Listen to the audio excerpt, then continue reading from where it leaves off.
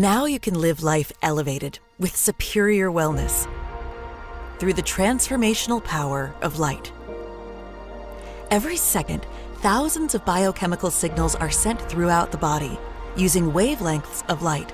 At Lifewave, our products are designed to harness that light in unique ways to optimize ultimate energy flows. Our global community is united by light, offering the promise of health, vitality, and opportunity through the power of synergy. 3 of our groundbreaking innovations together promote the ultimate in healthy living and offer you an opportunity, a 3-in-1 system that can change lives. Welcome to the future of wellness. It begins with X39, our breakthrough light-activated patch that taps into the body's natural ability to renew, restore, and perform at its best. Cellergize is a complete cellular energy and recovery system designed to fuel your day, support your mind, and recharge your body. And then, our all-new Lifewave X2O, a patented breakthrough in hydration science that dispenses light-infused water at the touch of a button. This is hydration reinvented. Lifewave X2O, when consumed daily, aids in proper hydration to support the effectiveness of X39 and Cellergize, boosting energy flows, nutrient absorption, metabolic activity, oxygen uptake, even activating key physiological responses. A power system of synergy, together more powerful than when separate. An innovative 3-in-1 system to intensify overall effectiveness. Because when your body is powered by light, energy flows and everything comes to life. It's time to build a foundation of hydration, energy, and recovery to fuel you, your body, and your business. Lifewave, the power of synergy. One system making it simple to start, share, and succeed. Awaken your potential. Experience the power of synergy. Share the light. Lifewave.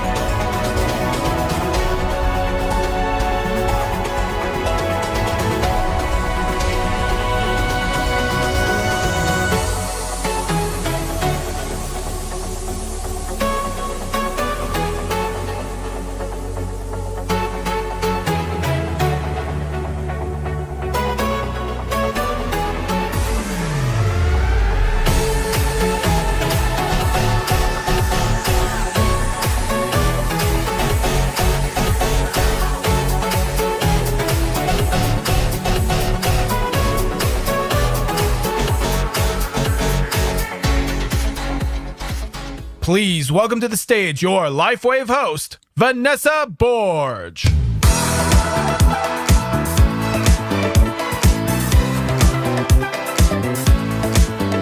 morning, everybody. How about that? We like those performers? How are we feeling today?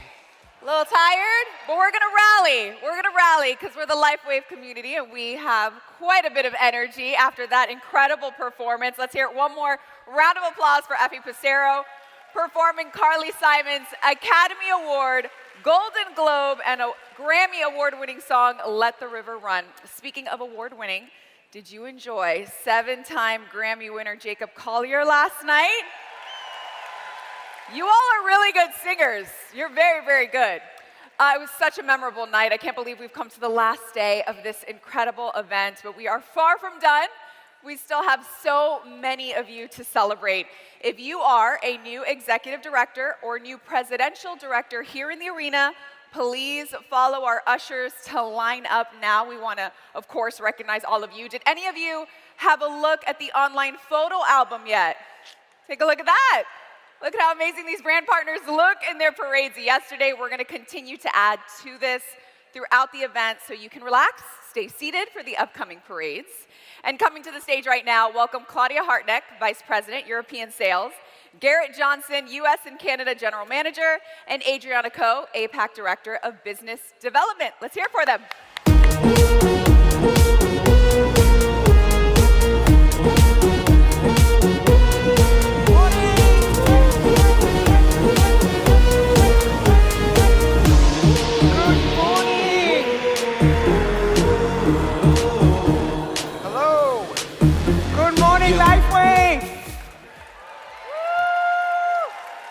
Hello, everyone. This morning, we get to present the newest brand partners who have advanced to the rank of Executive Director. Reaching Executive Director is proof that you have built a strong foundation, developed leaders all around you, and are leading your organization with vision and consistency. This rank is not just about the personal achievement, but it's also about the ripple effect you have created across your team and community. So let's stand up and celebrate our new executive directors. Woo!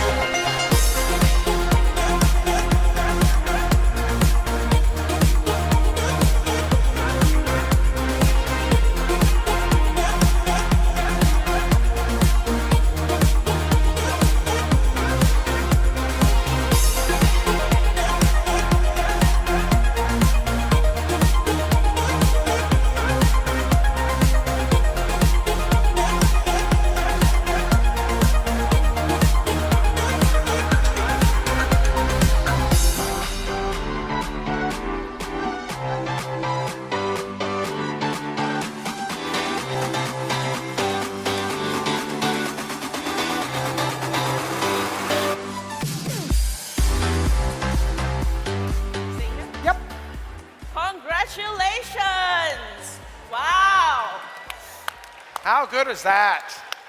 You are showing us all what's possible when commitment meets leadership. We've celebrated many brand partners so far, and now it's time to honor leaders who have built thriving organizations with depth, stability, and vision to the level of presidential director. Now this accomplishment reflects dedication, consistent effort, and the ability to create a lasting impact by sharing the light. You are the visionaries who are showing what is possible at Lifewave, making the impact on countless lives. So let's give the warmest congratulations to our newest presidential directors.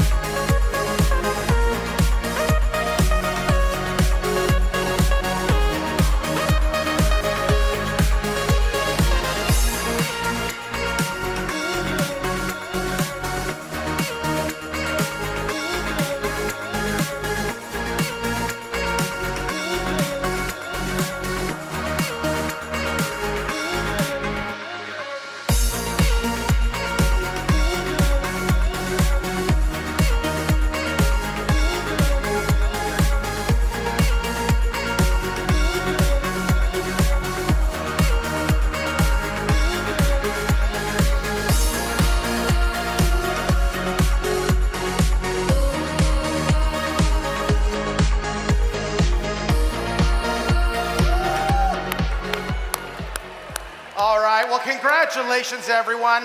You are paving the way for the future of Lifewave, and we are so proud of celebrating everyone today. So thank you, everyone. Thank you.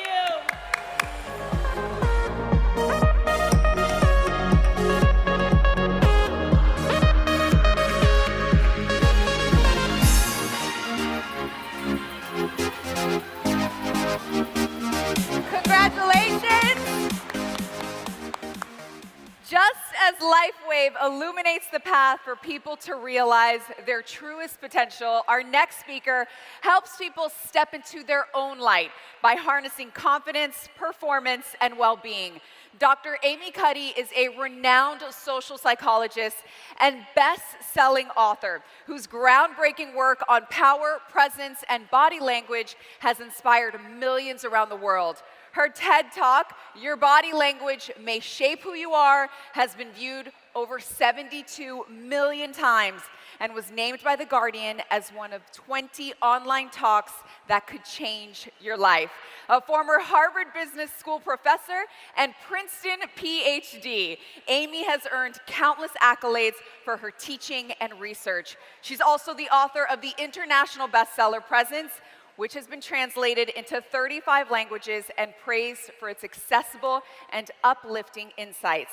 Through her deeply human approach, Amy empowers others to be more courageous, connected, and authentically present with her rare blend of scientific expertise, warmth, and practical tools.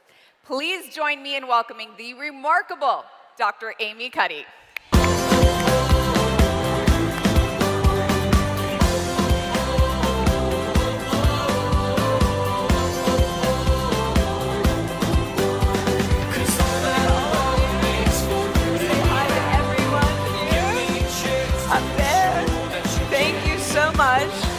Wow, for having me. Ain't no mountain high enough. Thank you so much. I gotta say, I never thought that I would be standing on a stage like this. And, you know, talking to you about the very thing that I study, our nervous systems. Just think right now, thousands of nervous systems in this room are switched on. They are firing, they're flickering, they are alive. And all of them are sending and receiving signals, even in silence, even if you're not the one on the stage. Your nervous system is constantly communicating. It's constantly taking in information and then put 10,000 of those nervous systems together in a room with this kind of energy, right? I mean, that's what it's about. This is about your light, and it is about sharing the light. And I so deeply resonate with that message because my message, my work, is all about how we find our personal power and then how we use that to invite others to be present, to be authentic, to find their personal power, to find their light. That's what it's about. That's how we create the most innovative, effective, communal futures. We do this together, but we have to start with ourselves. So think of your body as a light transmitter. Your body is reflecting what's happening. It is reflecting what's happening inside us, but also it is kind of illuminating and shaping what's about to happen. Not just in this moment, but after you leave. So the way you're sitting right now is sending information to your nervous system, and your nervous system is telling you how to see the world, how to see the person next to you, how to see your future, how to spend the rest of this day, whether or not you can be present and really take in what you're experiencing. You know, sometimes I have a good friend who's had a lot of success, and he said sometimes, his name is Chris, he says sometimes I allow myself to be my child Chris, watching my Chris now. And I get to enjoy it so much more because I never thought I would be here in this moment. That's presence. That's harnessing your nervous system. That's where personal power begins. It's not about shining the brightest or shining brighter than everyone else. It is about keeping your light alive, but it's about doing that because when your light is alive, it awakens the light in everyone around you. It is contagious, right? I mean, your lights, you're affecting the people next to you. You may not realize it, but you are. You don't have to be the center of attention to be having this profound effect on the people around you. And that allows you to create teams and communities and relationships that are so much more sustainable, so much more effective. I want to just separate two constructs that people get confused. When you think about power, people often think about social power. And social power is power over others. It's control over other people's resources, their behaviors, their states, their outcomes. And social power is, by definition, dependent on others. And it's zero sum. The more social power one person has, the less power other people have. That doesn't make it fundamentally bad. It's neither good nor bad. But it's not the same as personal power. Personal power is the power to. It's control of your own inner resources, your behaviors, your states, your own outcomes, and it is self-sustaining. You can continue to renew that feeling of personal power. You can find it in the moments when you most need to find it, and it's infinite. You can have a lot of personal power, and it does not take personal power away from anybody else around you. And in fact, personal power is contagious. It's agency. It's your voice. When you look at measures of what we call, very loosely as psychologists, happiness. You know, every year a study comes out saying this is the happiest country. What does that really mean? What people are actually measuring when they're measuring happiness is presence of positive mood. So how often do you feel good? Lack of stress, lack of anxiety, sense of purpose, which is clearly very important to feel that your work and how you spend your time is meaningful and purposeful.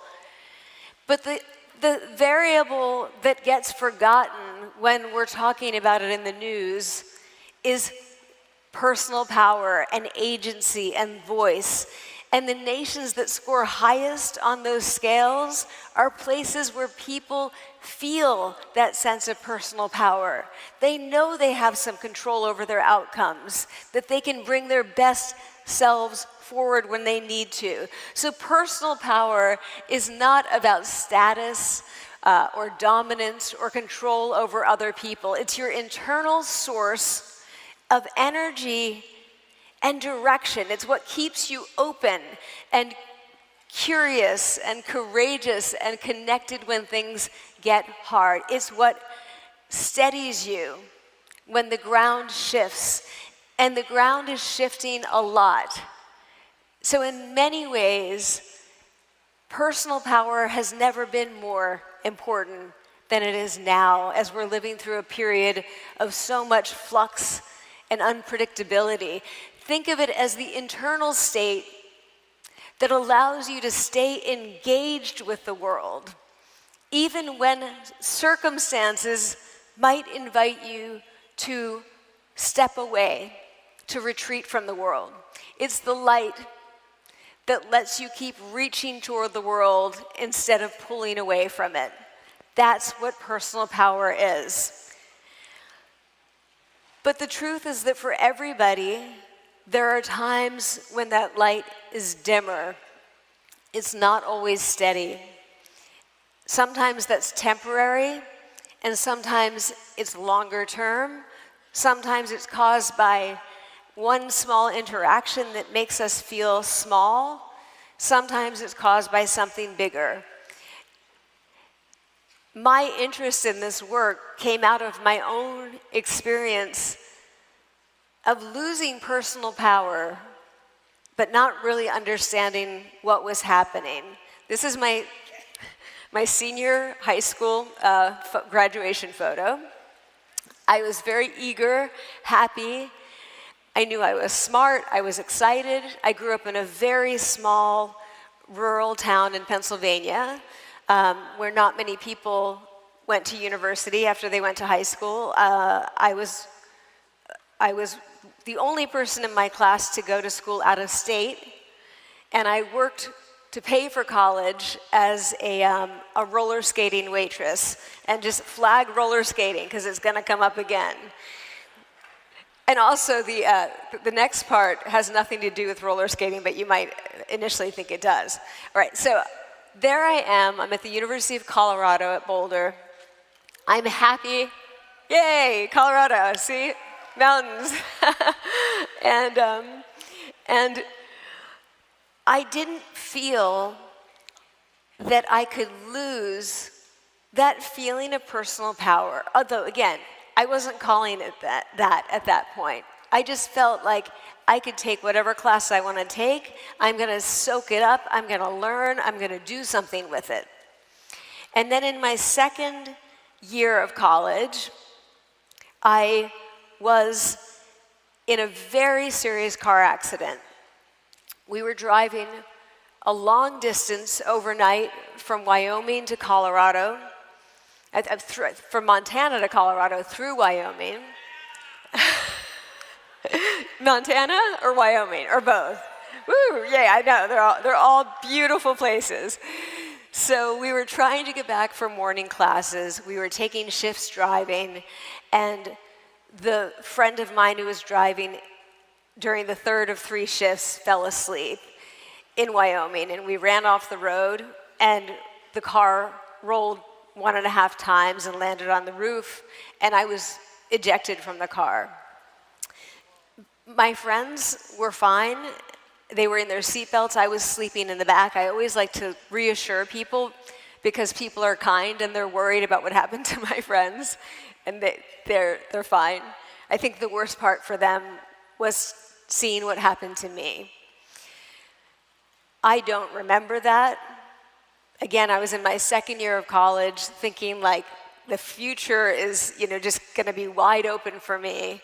But instead, I wake up in a head injury rehab ward, and I won't make you stay on that picture for long, but having sustained a serious traumatic brain injury.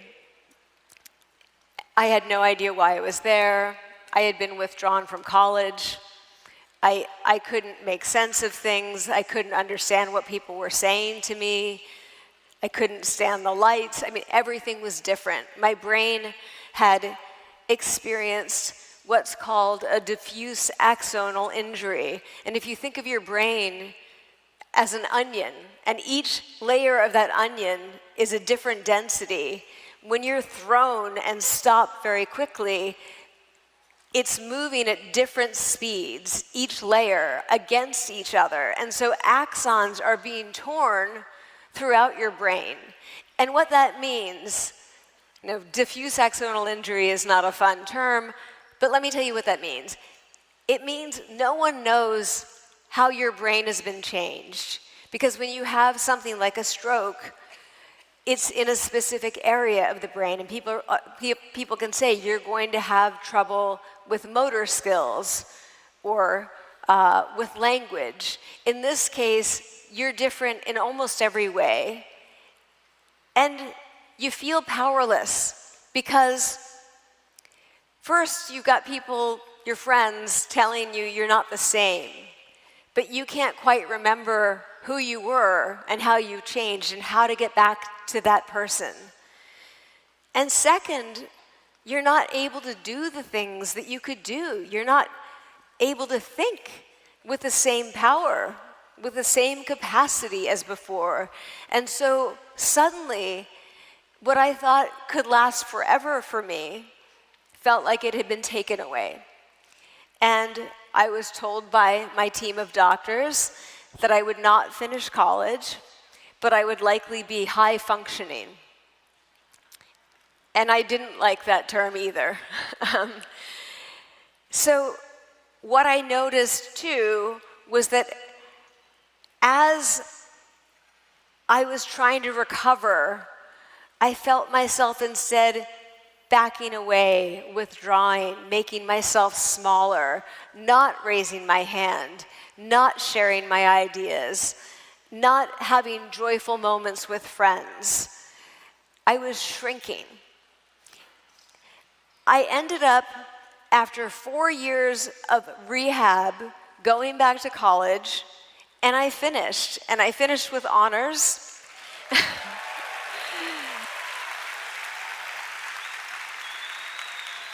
And still, I didn't yet feel like me.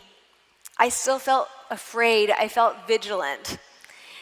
I then miraculously was accepted at Princeton, and this is my graduation photo when I got my PhD at Princeton with my advisor, who I think took a huge risk accepting me. And the whole time I was there, I worked hard, I did good work, but I wasn't internalizing that. I still felt small. I felt that I had to hide. And it reminded me of something. When I was a little kid, I used to love to dig in the garden. And does everyone know what these are? I know people call them different things, roly-polies, pill bugs. But they're the little insects, and when you pick them up, they roll into that little ball. And as a kid, I always used to feel so sad. I wanted them to trust me, and they wouldn't unfurl. But I felt like that. I felt like that roly-poly. And I noticed that the same thing was happening. This roly-poly, or pill bug, or whatever you call it, is scared and is retreating. And that's exactly what I was doing. I needed to unfurl. And here's where we get to the psychology of power and powerlessness. Power activates what psychologists call the behavioral approach system. And that is what we call a motivational system that's extremely tightly intertwined with our nervous system. When the approach system is activated, when we feel powerful, it's like our brain is telling you, you are safe, everything's fine. You may approach. When we feel powerless, which is how I had been feeling for 10 years, it does the opposite. It activates the inhibition system, and we start to make ourselves smaller. And our nervous systems learn that we should be smaller and send us more signals to be even smaller. And that's like an alarm threat system that's telling us you are not safe, things are not okay, do not approach the world, step away from the world because you can't trust it. That's what was happening to me. When the approach system is activated, hundreds of studies have shown psychologists that this is what you get. People whose approach systems are activated are more trusting of others versus distrusting. They see challenges not as threats, but as opportunities, right? Even if the challenge doesn't go the way they want it to go, they know that they will get something out of it. They will learn, they will grow, they will make a new friend. We see other people, strangers. I mean, think of, you're all meeting so many new people right now. And I can clearly feel the energy in this room and how positive it is. And you're meeting these new people and having to decide quickly, are these people my friends? Are they potential allies or collaborators? Or should I be fearful of them? When the approach system is activated, we see other people as potential allies, friends, collaborators. We also have an abundance mindset, so we don't feel that somebody else's win is our loss. When the inhibition system is activated, we feel like if they get something, I've lost something. We get jealous. And we don't use that jealousy in a constructive way. We also feel just more secure in who we are, and that allows us to be our authentic best selves. And finally, and perhaps most important, because all of this is great, but doesn't that matter that much if we don't actually take action? When the approach system is activated, people step in, they take action, they do that thing that they were afraid to do. They even are more likely to help other people. So when you look at research on when do bystanders intervene to help someone during an emergency, the best predictor is people who feel that sense of personal power. Right? So our personal power benefits not just ourselves, but everyone around us. So power causes action. And that is so important, right? How many moments do we spend feeling fearful about taking that step that we know we need to take if we want to be moving forward? And I want to do a little sidestep here.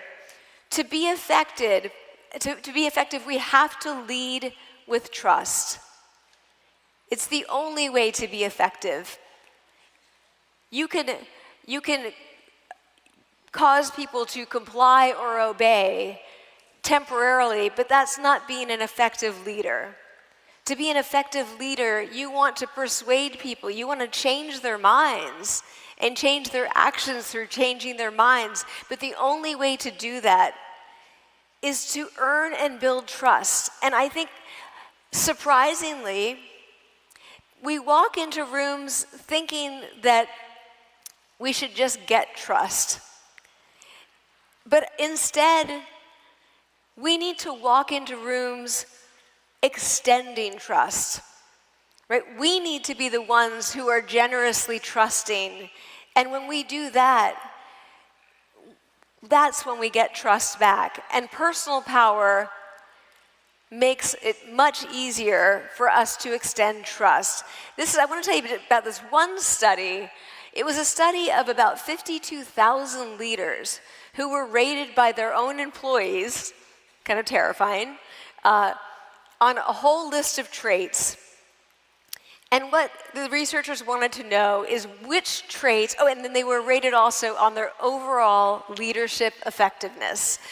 What the researchers wanted to know is which traits were the best predictors of overall leadership effectiveness. And what they found was that likability and trustworthiness was by far the best predictor.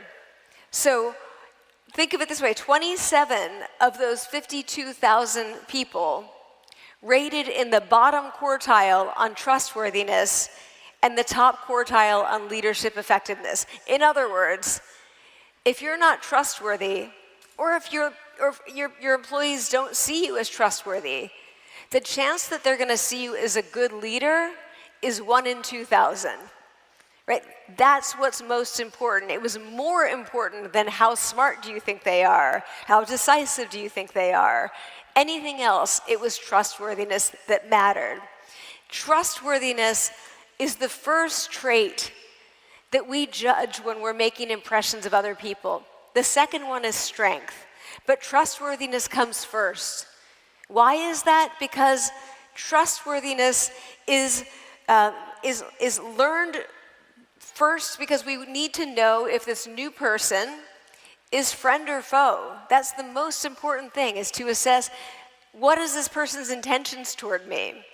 The second is that in our overall judgments, it's weighted more heavily. So if you say, how much do you like this person, that trustworthiness rating is going to be a much heavier predictor than anything else. And third, when we make errors on trust, so for example, I'm going to use a kind of business school case. If a company has, like an engineering company, has a problem with their product and it's a safety problem, but they quickly repair, they apologize, they acknowledge, they fix, they move forward, they do much better. That's what we call a competence error than a company that loses their customers' trust. When they lose trust, it's much harder to come back. So it is very important. Trust is the conduit of influence. It's the medium that our ideas travel through. And so that is so critical in this whole idea of personal power. Anyone familiar with Stephen Covey? And you know there are three Stephen Coveys. There's Stephen Covey Jr. and Stephen Covey Jr., who all do similar work. And all three of them always believe so deeply in the importance of trust in business relationships. And I love this quote: change moves at the speed of trust. In a high-status relationship, a high-trust relationship, you can say the wrong thing, and people will still get your meaning. In a low-trust relationship, you can be very measured, even precise, and they'll still misinterpret you. Change moves at the speed of trust. But to get that trust, you have to trust yourself. You have to have that personal power. You need to shine your light. You need to know your light. So, back to the pill bug, I realized all this time, the head injury is my second year of college, and now I'm a professor at Harvard, and I'm still feeling powerless. And I'm about to teach my first class at Harvard Business School. And my colleagues who think they're giving me good advice, this is what they tell me. They say, these Harvard Business School students are like sharks. If they smell blood in the water, they're going to come in for the kill. So don't make mistakes. You know, it was all about competence. And by the way, I was teaching negotiation, which was an intense topic. And I'm only about 5 years older than they were at the time. And I'm, a small blonde woman. And everyone is basically saying to me, be afraid of your students. And I reconnected a few days before that with an old friend, like a childhood friend, my best friend, who's a labor and delivery nurse and one of the nicest people that I know. And she said, why can't you just go into that room and be yourself? She said, you're plenty accomplished. You've done all of these, look at all you know, look at all you've accomplished. Why would you be afraid of people? You love people, Amy. And that's when I started to unlock that personal power. And I decided that rather than go into that room and look at these 95 new faces thinking they're out to get me, I'm going to go into that room and generously extend trust to them. And that's what I got in return.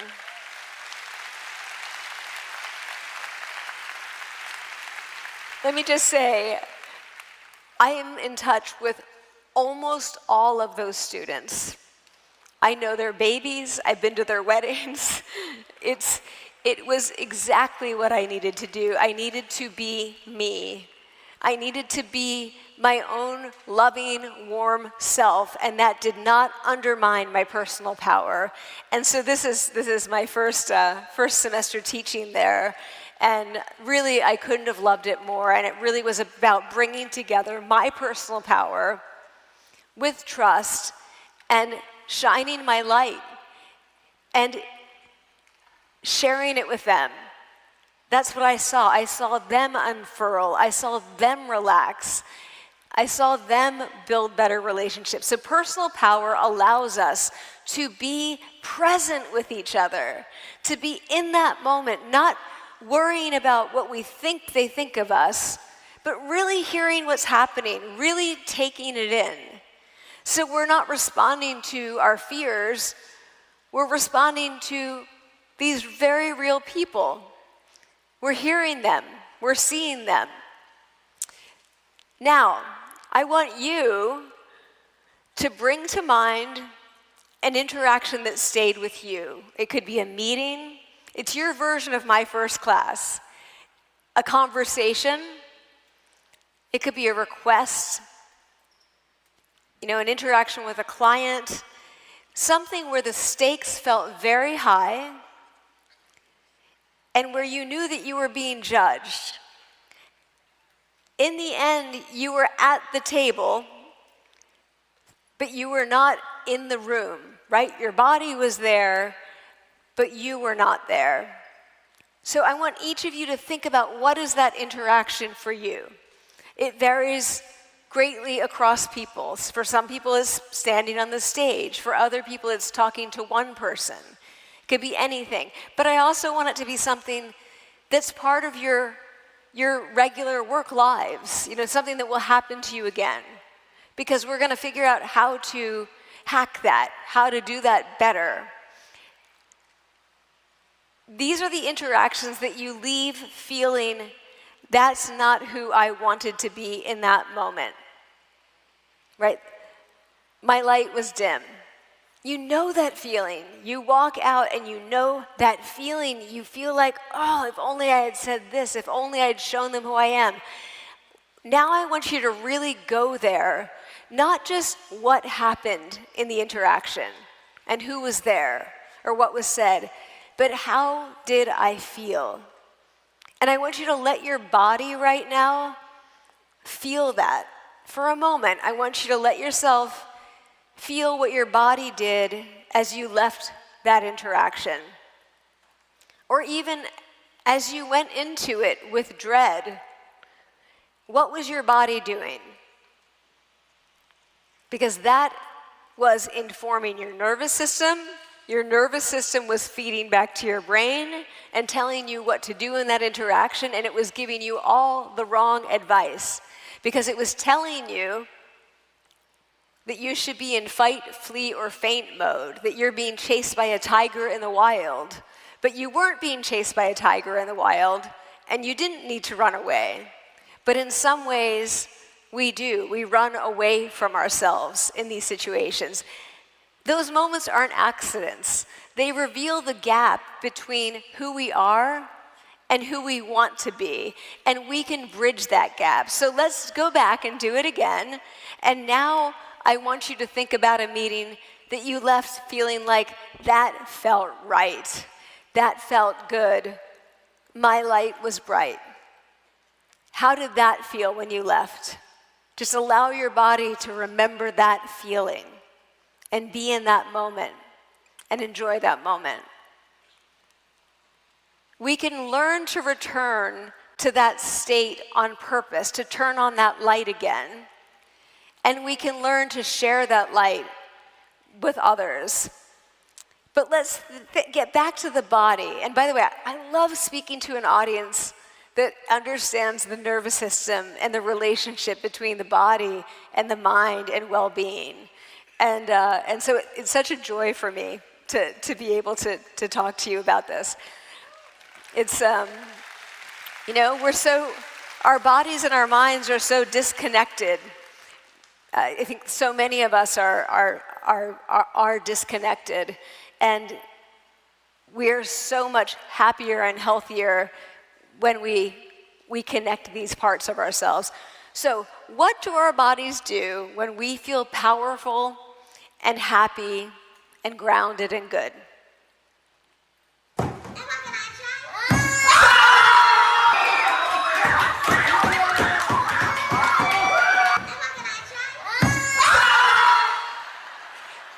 Right? That's what we do. We throw our arms up in the air. We stick our chests out. We open our mouths. I mean, here's a toddler, right, who didn't learn to do that, but our immediate reaction to feeling that we've done something well, to feeling good, is to expand. That's what happens. People expand when they feel powerful. Not just people, but other animals as well. Across the animal kingdom, when animals feel powerful, they take up more space. They expand their chests. Some will pound their chests. Chimps can hold sticks to make their arms look longer. You see it in non-primates as well, standing on the hind legs, the ears raised. These two red pandas. I'm not really sure what's going to happen in that interaction, but you see it in snakes, right? In the cobra, you see it in swans, all kinds of birds that will make themselves look bigger. I mean, the peacock, like no better example of showing power than the peacock in so many ways. I mean, like stylish, but also, you know, fanning and raising those tail feathers, strutting around with the chest out. And the thing is, it's not just non-human animals, it's also human animals who do the same thing. I'm going to give you a minute to laugh at that picture, because that is my husband. And I have not told this story in a while. I told him last night, I'm like, honey, your picture's going to be up there.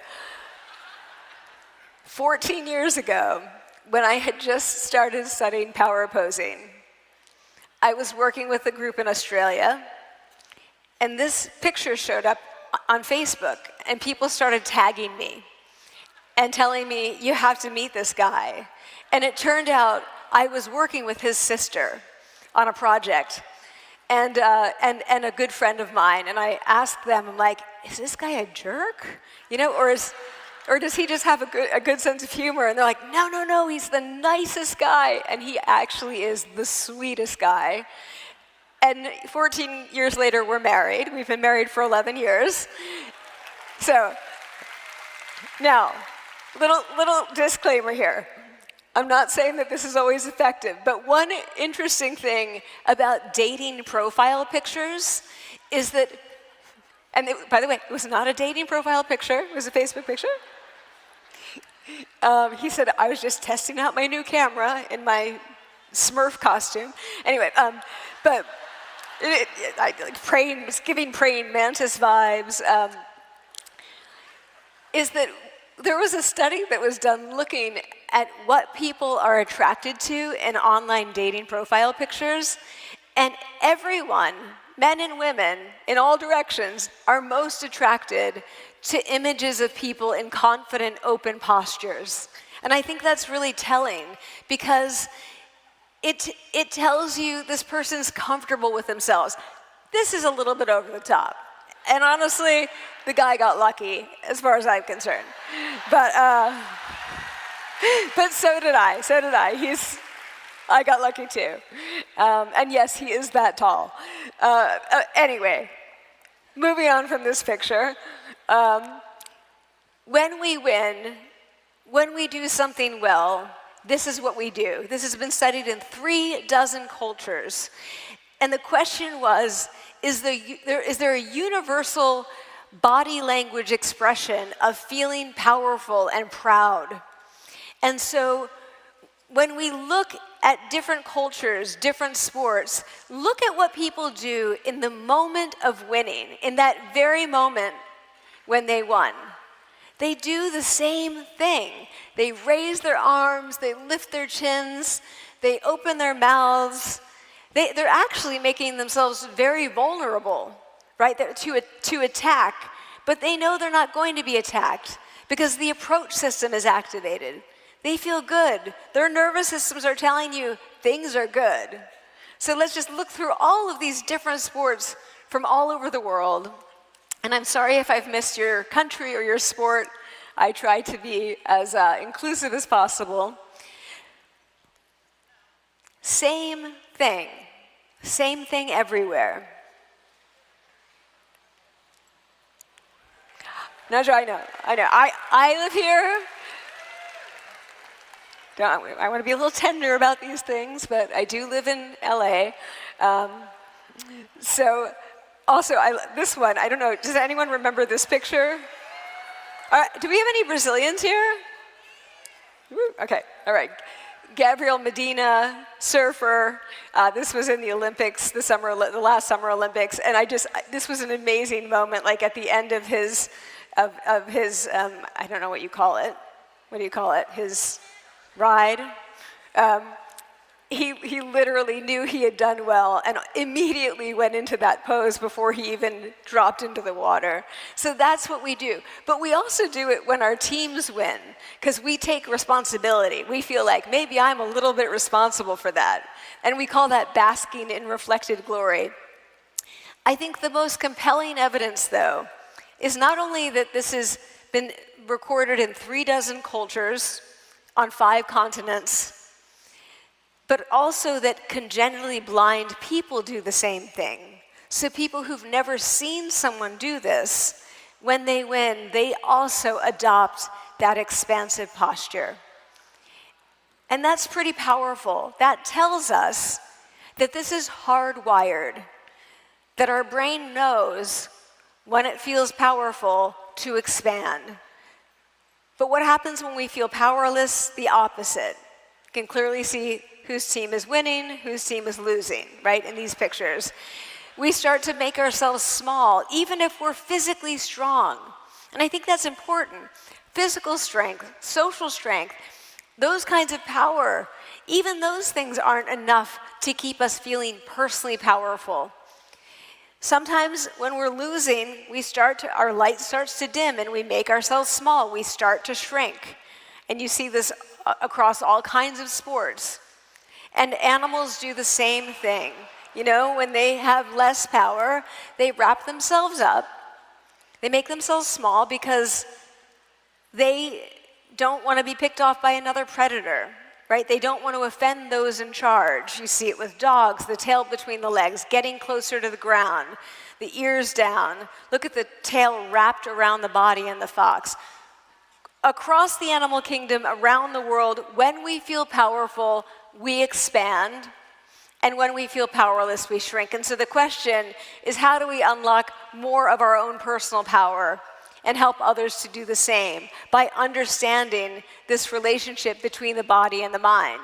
Now, one quick little piece of research here. For about 50 years, we've known that there are about 5 or 6 universal facial expressions, which means that in all cultures, this expression means the same thing, like smiling and happiness, or widened eyes and surprise. But what we also know is that it's not just reflecting the emotion. If you have people adopt a facial expression, even if they're not feeling that way, it will cause them to feel that way. And we call that facial feedback. And so what we've been doing, and hundreds of labs now around the world, is applying that same idea, but to power and posture and well-being.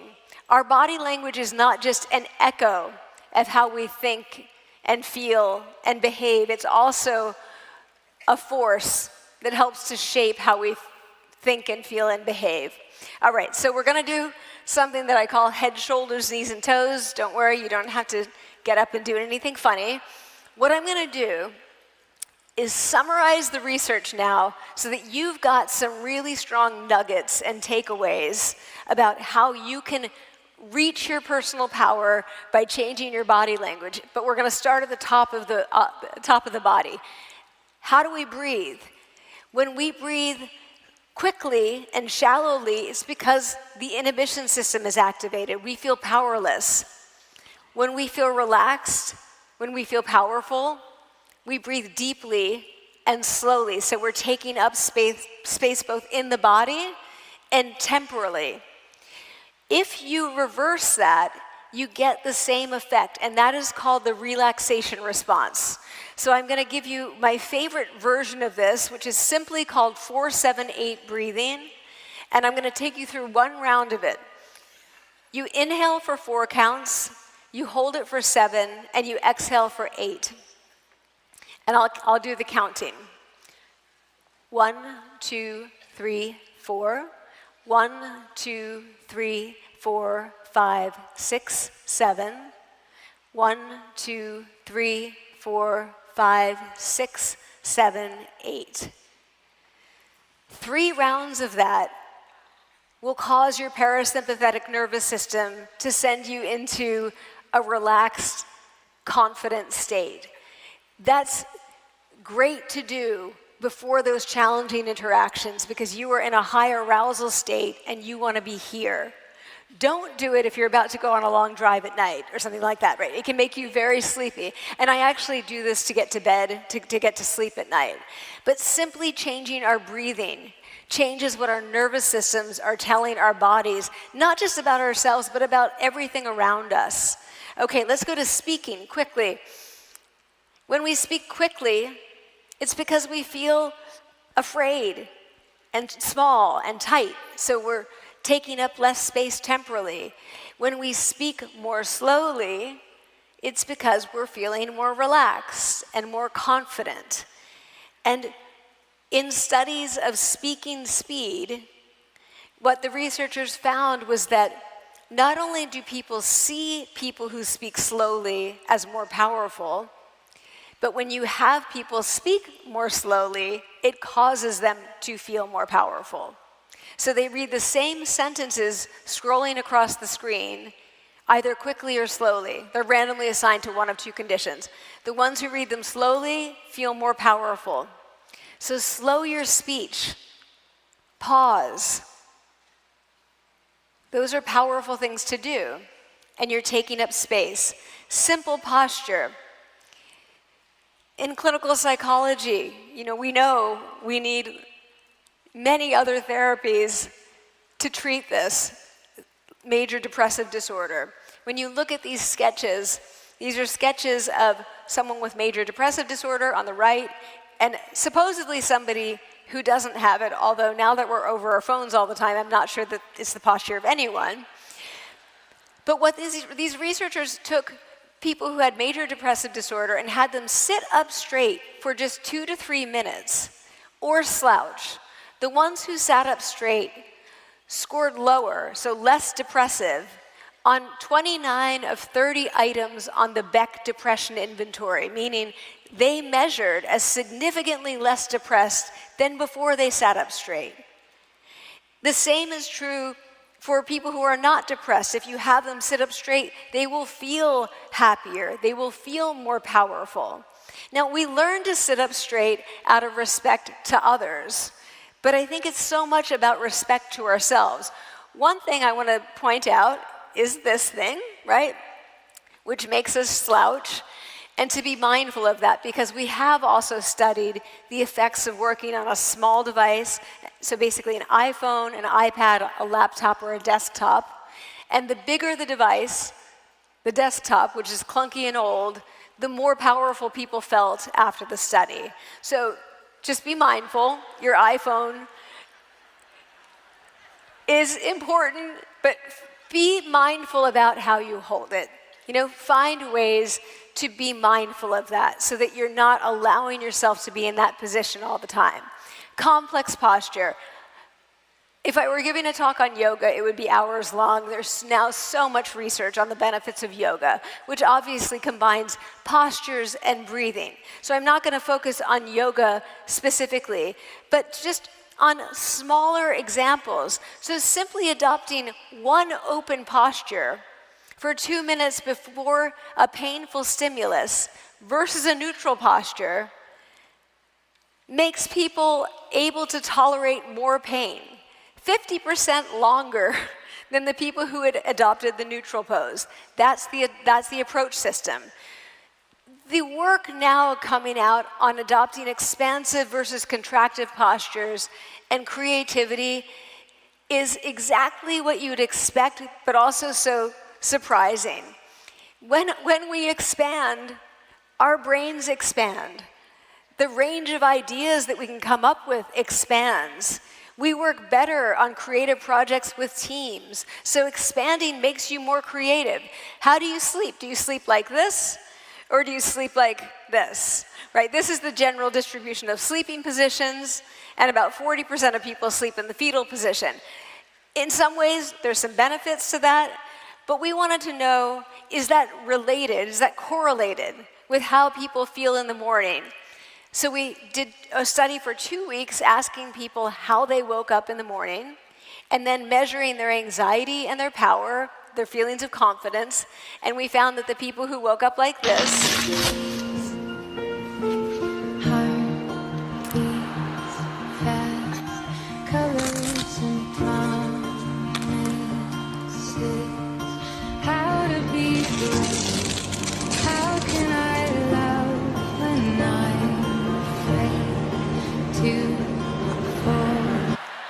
So that was the winning pose. People who had expansive upper body posture in the morning felt much less anxious and more powerful. It's hard to change how you sleep, but you can change what you do before you put your feet on the ground and get out of bed, right? You can stretch out a little bit. Before you get up, do that. The last photo with the children is from a new study being done in Germany on school kids, getting them to power pose before they go to school in the morning. It was initially focused on performance, but what they found is the kids who did that also had developed better relationships with their friends, with their teachers, were more willing to ask questions. When you look at these two sets of postures, the last slide and this one, high power and low power poses, when we have people adopt the high power poses for 2 minutes before a job interview versus the low power poses, the people who had adopted these poses perform much better and are much more likely to get the job. The interviewer has no idea that they had adopted those poses. And when we look at, well, what happened? What was different about it? The people who had adopted the poses didn't say different things in the job interview, but they said them with much more presence. They built much better relationships with the job interviewer. So finally, movement. Even walking, the walker on the right, this is motion capture sensors attached to the joints, and the walker on the right feels more powerful than the walker on the left. You can also reverse that. If you wake up in the morning and work from home, I really encourage you to just take a walk around the block, take long strides, swing your arms, more up and down, vertical bounce, like when you take up space, even if you feel silly, this is making me feel better right now. And I need to feel better right now because I'm almost out of time and I got a couple more things to show you. Okay, so take these longer strides. Movement, dance, so much work now on the importance of dance.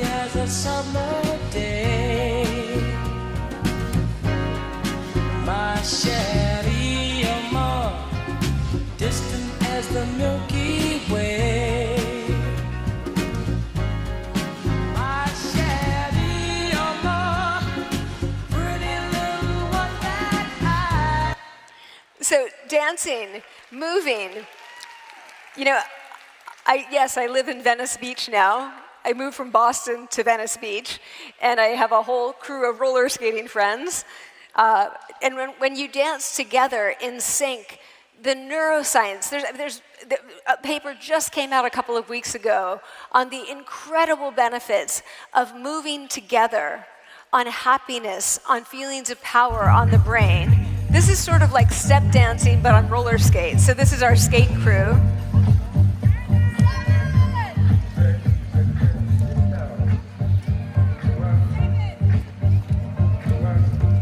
But you get the idea, it's pretty amazing. There we are. So again, you're sharing your light when you do that, and that's expanding your own feeling of power. This is a new National Geographic article that just came out last week on the benefits of dancing together. Even watching people dance in a synchronized way makes us feel happier.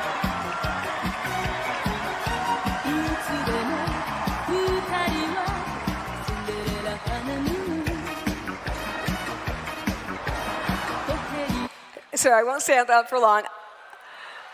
Yeah. This is from a few years ago, a couple years ago. Jacob and I bonded at TED, and he wanted to hold my roller skates, which I thought was really sweet. But I think I love that you got to experience him last night, because you see,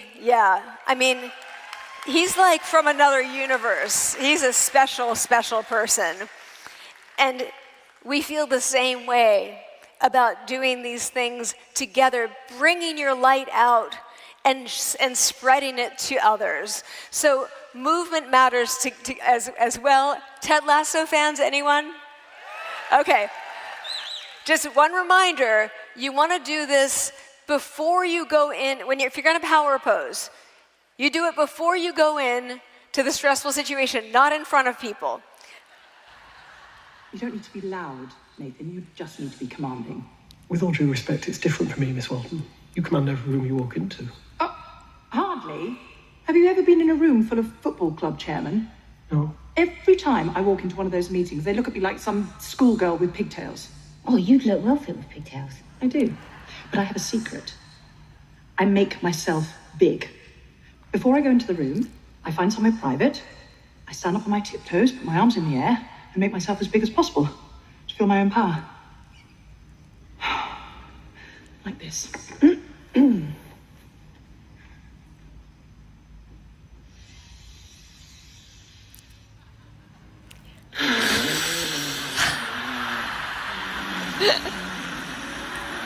I love that.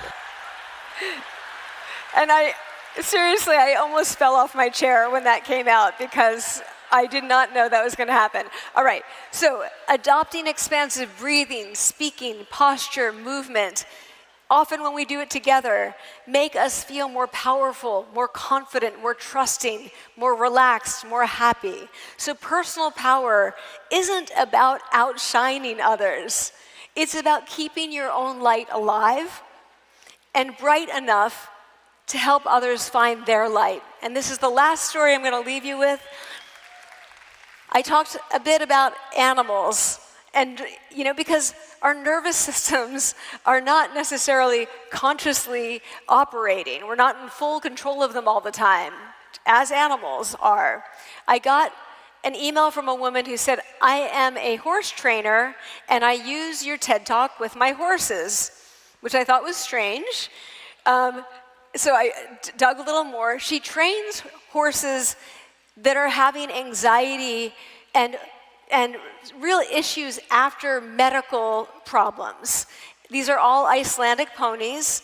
She was working with a horse called Vafi, V-A-F-I, who she said would not interact with the other horses. He was rubbing the fur off his forehead against the fences, and she said, I knew I had to get him to power pose.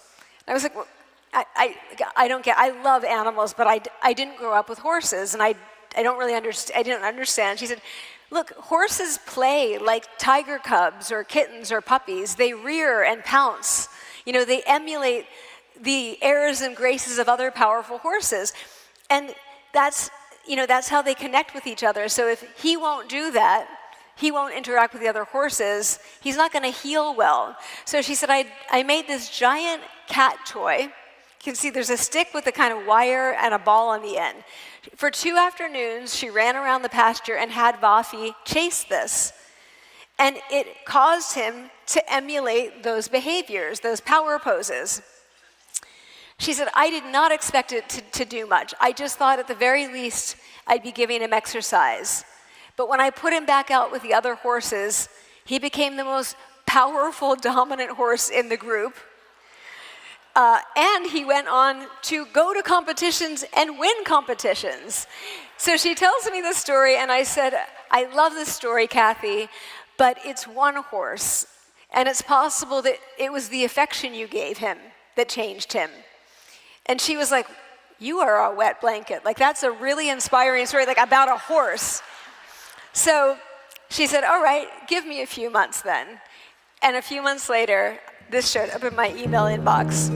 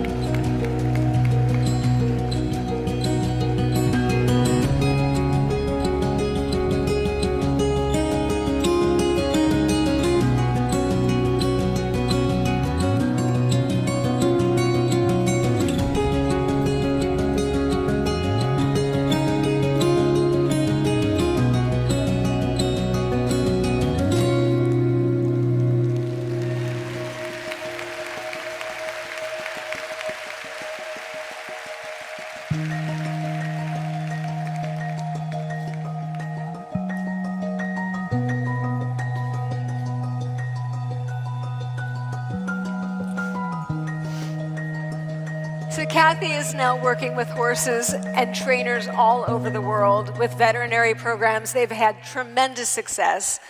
We're not horses, but we're animals, and our nervous systems are doing the same things. We're not very good at talking ourselves down when we're anxious, but we can walk ourselves down.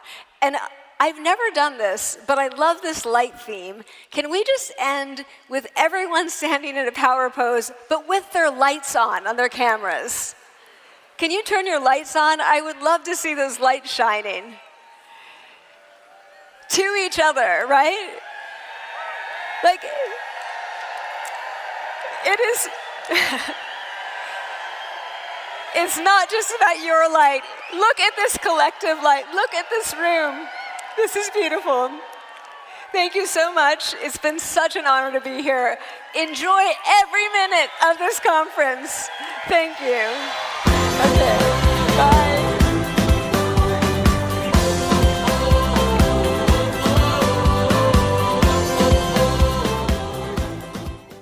Everything we're made of contains light. From the sun that feeds our world to the energy that flows within us. With Lifewave X39, we've found a way to put that light to work. With X39, we achieved something remarkable in the field of wellness and science that others could not.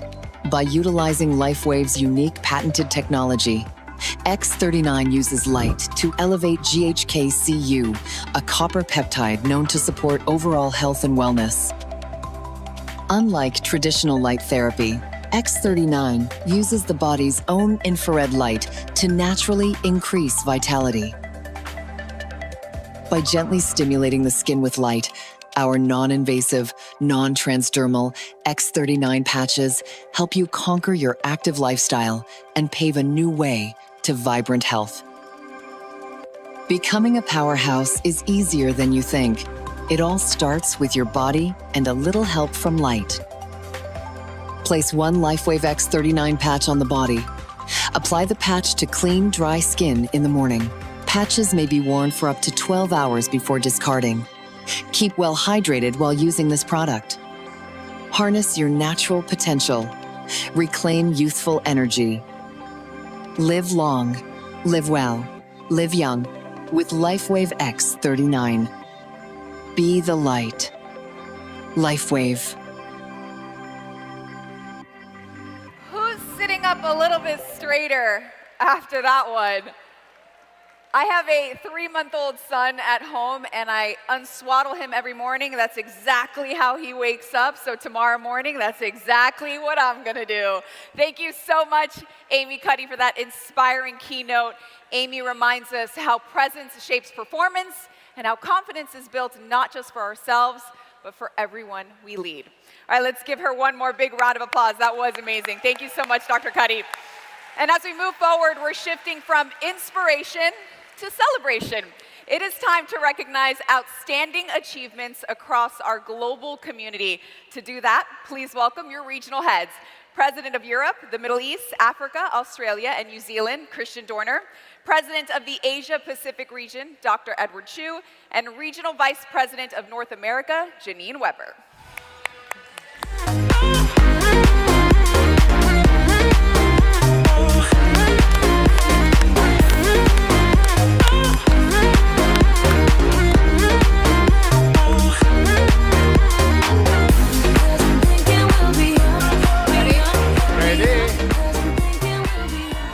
Where's your pose? Power pose. Power pose.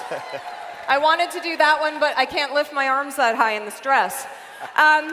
It is such a pleasure to be with you today, this morning, to have time to honor some of our achievers. And these are key achievers from each of our regions across 3 metric-based awards. This year, one top achiever will be announced from each region as well as one overall global achiever. So the first award recognizes top brand partners who have enrolled the most customers. For Asia Pacific region, congratulations to Dennis Morales from Philippines.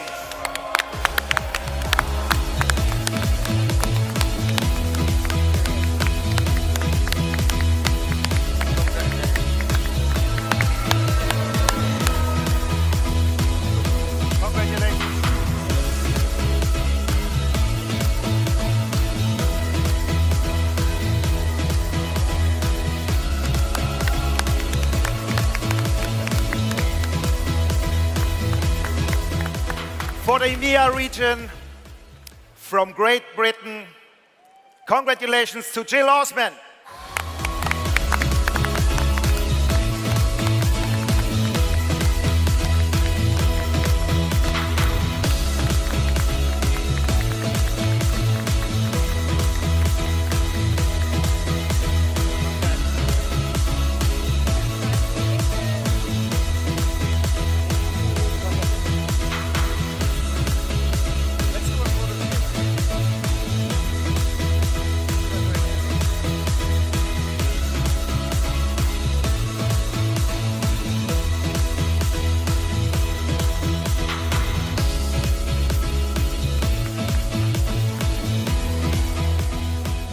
And for North America, congratulations to Michael Jaco from the United States.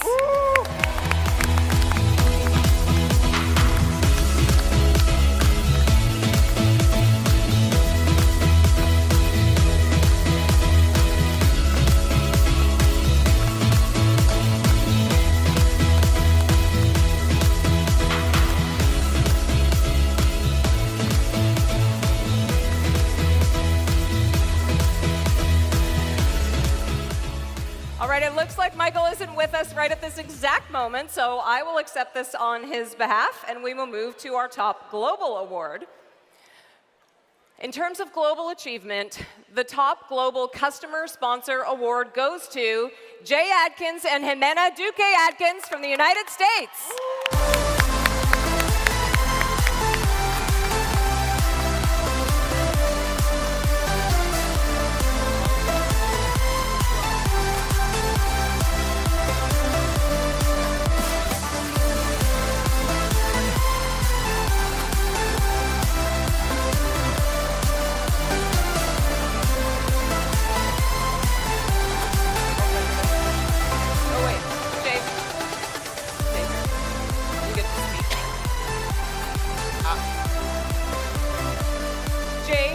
What do you think has been the key to building such strong customer relationships? The first key is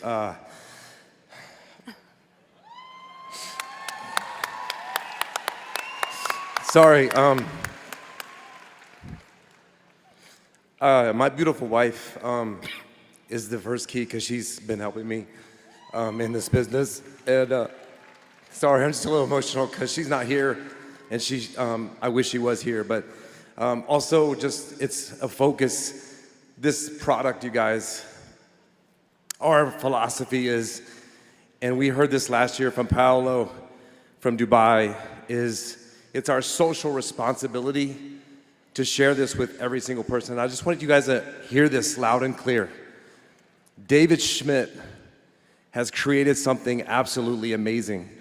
We have something in our hands that is a gift to humanity, and you cannot let one single human being pass you by without mentioning this device to them and changing humanity. If you're here in this room, you're called to do something great for humanity, and that's what David Schmidt has done, and he has given us the greatest gift of all time. Do not waste this opportunity. Well said. So powerful. Thank you so much.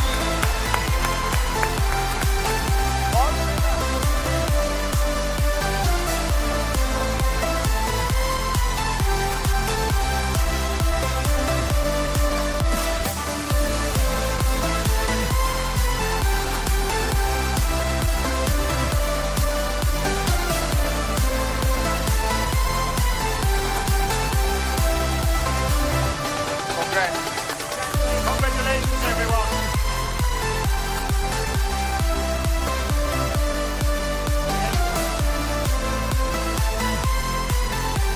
Okay. Our second awards honor the top brand partner with the most personal sponsorship. In APAC, congratulations to Coach G from Malaysia.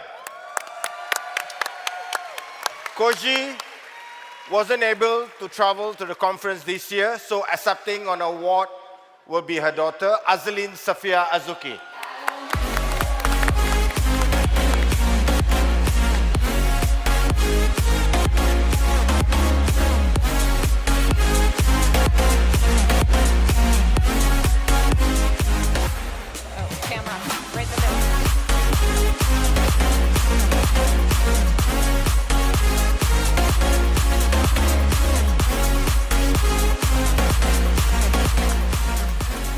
From the India region, congratulations to a gentleman from Germany, to Stefan Livui. Stefan also was last minute not able to travel over to conference, but on his behalf, our Vice President of Sales, Claudia Hartneck, will accept the award. Stefan, if you are watching the live stream, congratulations to you. This is your award.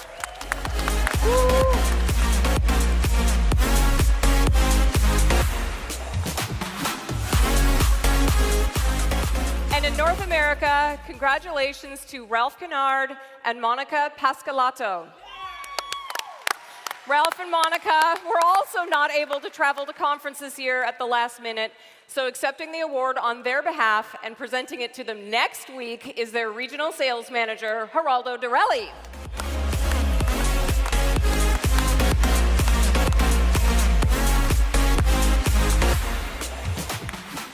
And now, the Global Top Brand Partner Sponsor Award goes to Carlos Garcia and Rochelle Diaz from North America.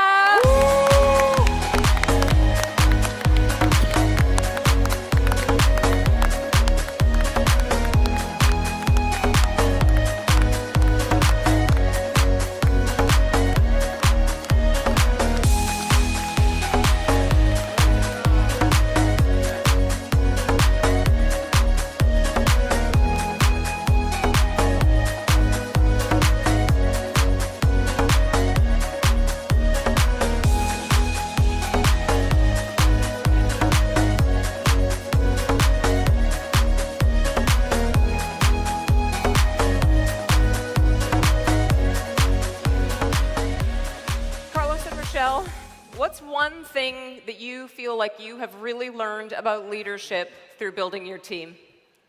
Oh, wow. First, this is not our award. This is not our business. One, our upline, our leadership, but most importantly, this doesn't belong to us. It belongs to God. You know, it's just a platform. God has blessed us with a platform to reach thousands of people, and we've been so blessed, and it's just another opportunity for us to show God's grace. And if we could save somebody's life, introducing them to Jesus, this is what God has given us to do.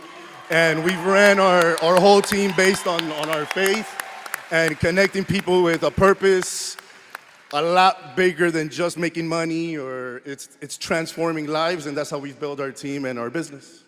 Well said. Thank you so much. Come through.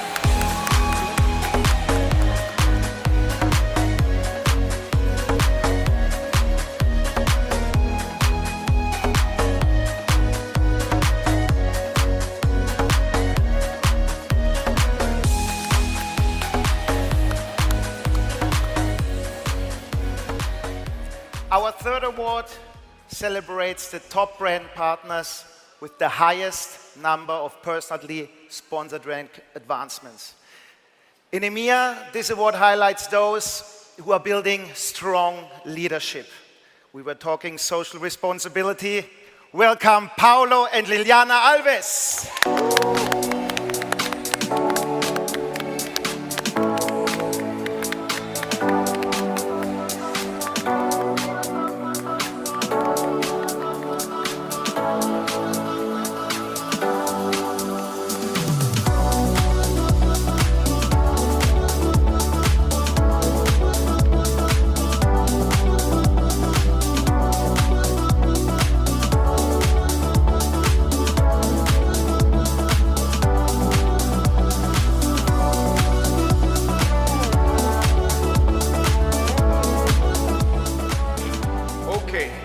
In Asia Pacific, we are proud to recognize leaders who are developing new achievers. Again, congratulations to Coach G from Malaysia. Coach G wasn't able to travel with us, so accepting on award on behalf will be her daughter, Azlin Safia Azuki.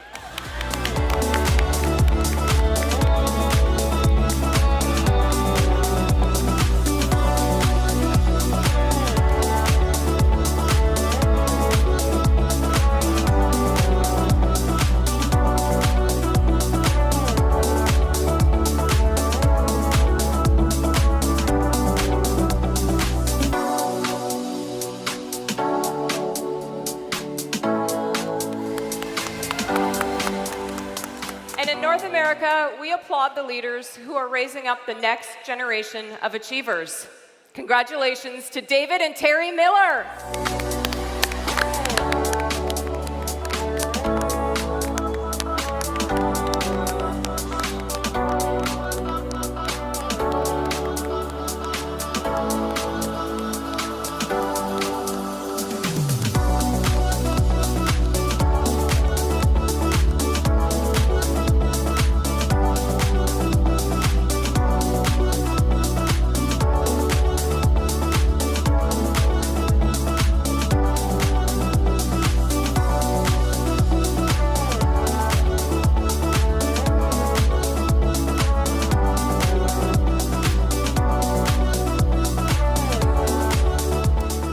And the global highest personally sponsored rank advancement award goes to Carlos Garcia and Rochelle Diaz from the United States.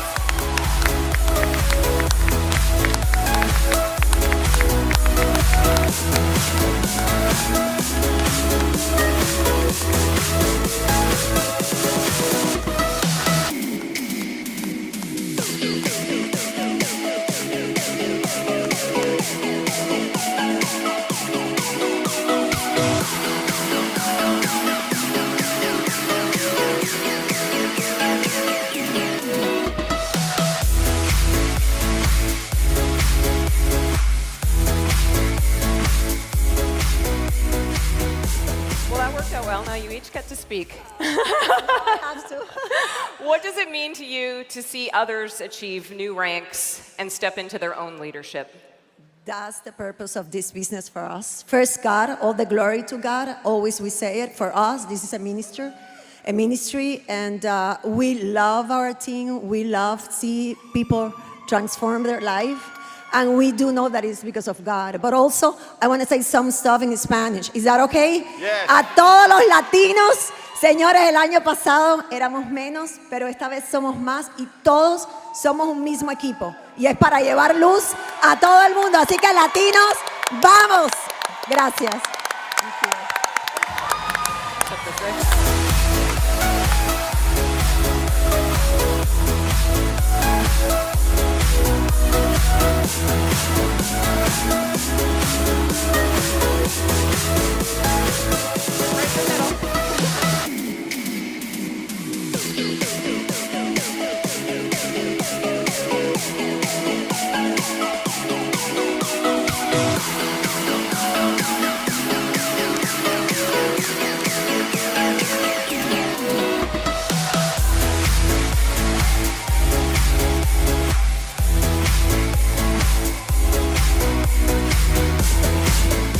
Congratulations to all of our regional and global achievers.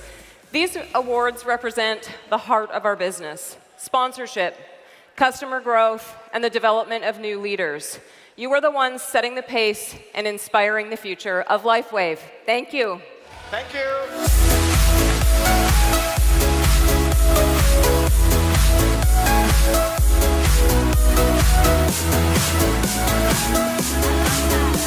Vamos Latinos, I like that representation. All right, let's give one more round of applause for our achievers, their regional sales leadership. Christian, Edward, and Janine, we're going to see them later on this afternoon. But up next, we are privileged to hear once again from founder and chairman David Schmidt.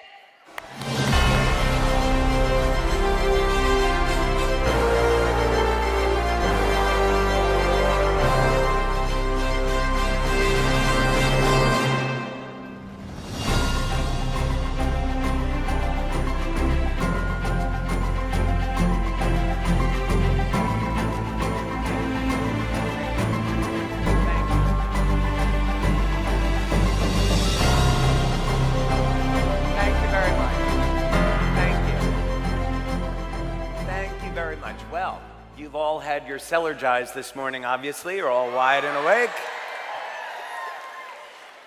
We have a lot of information to cover. I'm going to be here for a while. You can sit down, relax. We got plenty of time together. It's all okay. Speaking of Sellergize morning, you probably have been asking yourself some questions about when is the best time of the day to take it. How do I combine it with patches? how do I take all of that information that was presented yesterday and combine this into a daily program or schedule so I have a system that I can use for producing predictable results. So that's what we're going to be talking about now, is about designing a schedule. So the first thing, as you hear me say very often on our Lifewave Connect, is that I am not a medical doctor. I am not providing medical advice. We are not making any type of medical claims. So if we're all okay and good with that, what I would recommend that you do, if you find something here that is of interest, take this to a practitioner so you can customize this and design it into a program that will suit your particular needs, since everyone is going to be different. So, some of the objectives that we have in this daily program is, first, we want to spend the minimum amount of time to produce the best results. Everyone's time is very valuable. We're valuable with time that we need to spend with our families, at our business, so we may not have a lot of extra time to put into a health program. So we want to look at strategies so we're not in a gym 2 hours a day, for example. You're welcome. Make sure that you have your foundation in place. So if you don't have a healthy diet, if you're not exercising, if you're not hydrating, don't expect to get the best outcome or the best results. This is a holistic program, and we need to think about this in its entirety. So getting your healthy nutrition, and that can mean a variety of different things, which we'll discuss. Having a daily program of exercise, even if it's something at a minimum, making sure you're managing stress, getting proper sleep, drinking enough water during the day, not using stimulants to the point where it's degrading your body, supplementing to fill in the gaps, and of course using technology like the patches to take things to another level. Now, the program that we're going to look at is a sample only. So for example, if one of your outcomes that you desire is to be a professional or Olympic athlete or be a bodybuilder, this is not going to be the program for you. This is a program that is designed for health and longevity. So keep that in mind. Also, if you have a specific medical condition, this might not be the program for you. So there are countless ways of changing this sample. This is just to give you an idea of a direction that you can go in. But there's many different variations. So you may come across a technology like an infrared sauna. And you say, wow, I want to use infrared sauna once or twice a week for detoxification. You can obviously build that in to an overall program. And speaking of that, I haven't attempted to include any number of other therapies that you might want to try. So, for example, one of the technologies and therapies you hear me talk about regularly is ozone therapy. Getting IV ozone therapy, hyperbaric oxygen as a means to supporting an overall program of treating a variety of different diseases. We haven't included any of those things. Okay, so first thing is you want to start off your day with the correct mindset. And part of that is meditation or prayer. Now, there are clinical studies that show, and I have one here as an example, that prayer is shown to not only improve your mood, but also reduce stress. So, when I wake up in the morning and I wake up next to my beautiful wife, the first thing that I do is tell her how grateful I am that I have the opportunity to wake up next to her each morning. So,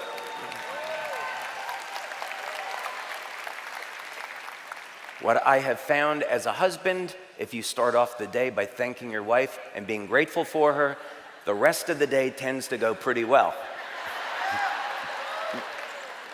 So husbands, take notice. And I think the same is true with God. If we pray and give thanks to the Lord, who has blessed us with so many incredible things in our lives, if we start off the day with prayer, it's an awesome thing. So I would encourage you to do that. Okay, now, many times of the day that you could exercise, I usually wake up at 5:30, 6 a.m., and then I head straight to the gym. And I have a gym in my home, so it's relatively easy. I wake up, I take a few minutes to prepare, get my clothes out, set the day, and then I head to the gym. And given how hectic and long my days are, being able to go to the gym is therapeutic. So I encourage you to set aside that time in the morning to exercise, and that can be a quiet space. Now, there's a few different options here which are pretty interesting. Many people use coffee as a pre-workout. They use a variety of different pre-workout formulas. Could be branched-chain amino acids, could be nitric oxide. Many of you may want to try to use X2O along with an amino acid formula as a pre-workout. There's a lot of options here. I want to talk to you about a variety of different options. First, with caffeine. This is a really interesting one. First of all, there is no question that caffeine will improve exercise performance. As a matter of fact, for the Olympics, if people consume too much caffeine and they get blood tested, they can be banned from competing. So no question, caffeine improves exercise performance. The problem is that it induces a lot of oxidative stress on the body. So you have to use it with caution. Now, there's an interesting way to use caffeine, and that is if you have it before exercise, not only will it improve exercise performance, but it will assist in the damage that occurs to muscle tissue, so that when you go into a state of rest, that you can build more muscle. But the key here is not to have the caffeine post-exercise. If you use Celergize as a pre-workout, that contains citrulline and potassium, and both of those will fuel the production of nitric oxide. Nitric oxide, likewise, will increase exercise performance and is suitable for pre-workout. Those among you that have injuries that have been difficult to heal, or let's say that you have a loss of cartilage, there are now new studies that show if you take amino acids before exercise, and this is now I'm referring to resistance training, it will drive those amino acids into the muscle tissue and you'll get better muscle protein synthesis. So having that window of time, and if you also add, if you're looking to generate new cartilage, getting a collagen supplement and vitamin C, which triggers cartilage production and collagen production, will assist in repair of damaged tissue in the body. So nutrient timing is extremely important. And here's a study that will reference that. Okay. Now, when you get to your resistance training or your cardio, you have a number of interesting options here. And you don't have to be in the gym 6 days a week to get the best results. What's interesting is that Steve and Gina love that idea. And you know what's extraordinary about that is Steve is a world champion athlete, and Steve loves to train and be in the gym. So, but I know you appreciate time and efficiency. So you don't have to be in the gym 5 or 6 days a week. As a matter of fact, if you speak with exercise scientists, you speak with professional bodybuilders, which we've worked with a lot of Olympic professional athletes, bodybuilders over the years. And interestingly enough, many of them say that the biggest breakthrough in bodybuilding was when people went to only exercising one muscle 1 day per week. And there's a variety of ways of doing that. And that's because if you're applying a lot of pressure to the muscle, you're also creating damage to the tendon. So your muscles will recover within a period of about 2 or 3 days, but your tendons need more time to recover, 5 to 7 days. So if you're doing the work, you can actually recover. You only have to exercise a specific muscle group once per week if the resistance is there. So these are very, very powerful tools. So a potential strategy that you can employ is to do your resistance training twice a week. So you break down the muscle groups into pushing and pulling groups, for example. And you do your resistance training twice a week and your cardio twice a week. So lest you think that this isn't going to do anything, let's look at an interesting approach here.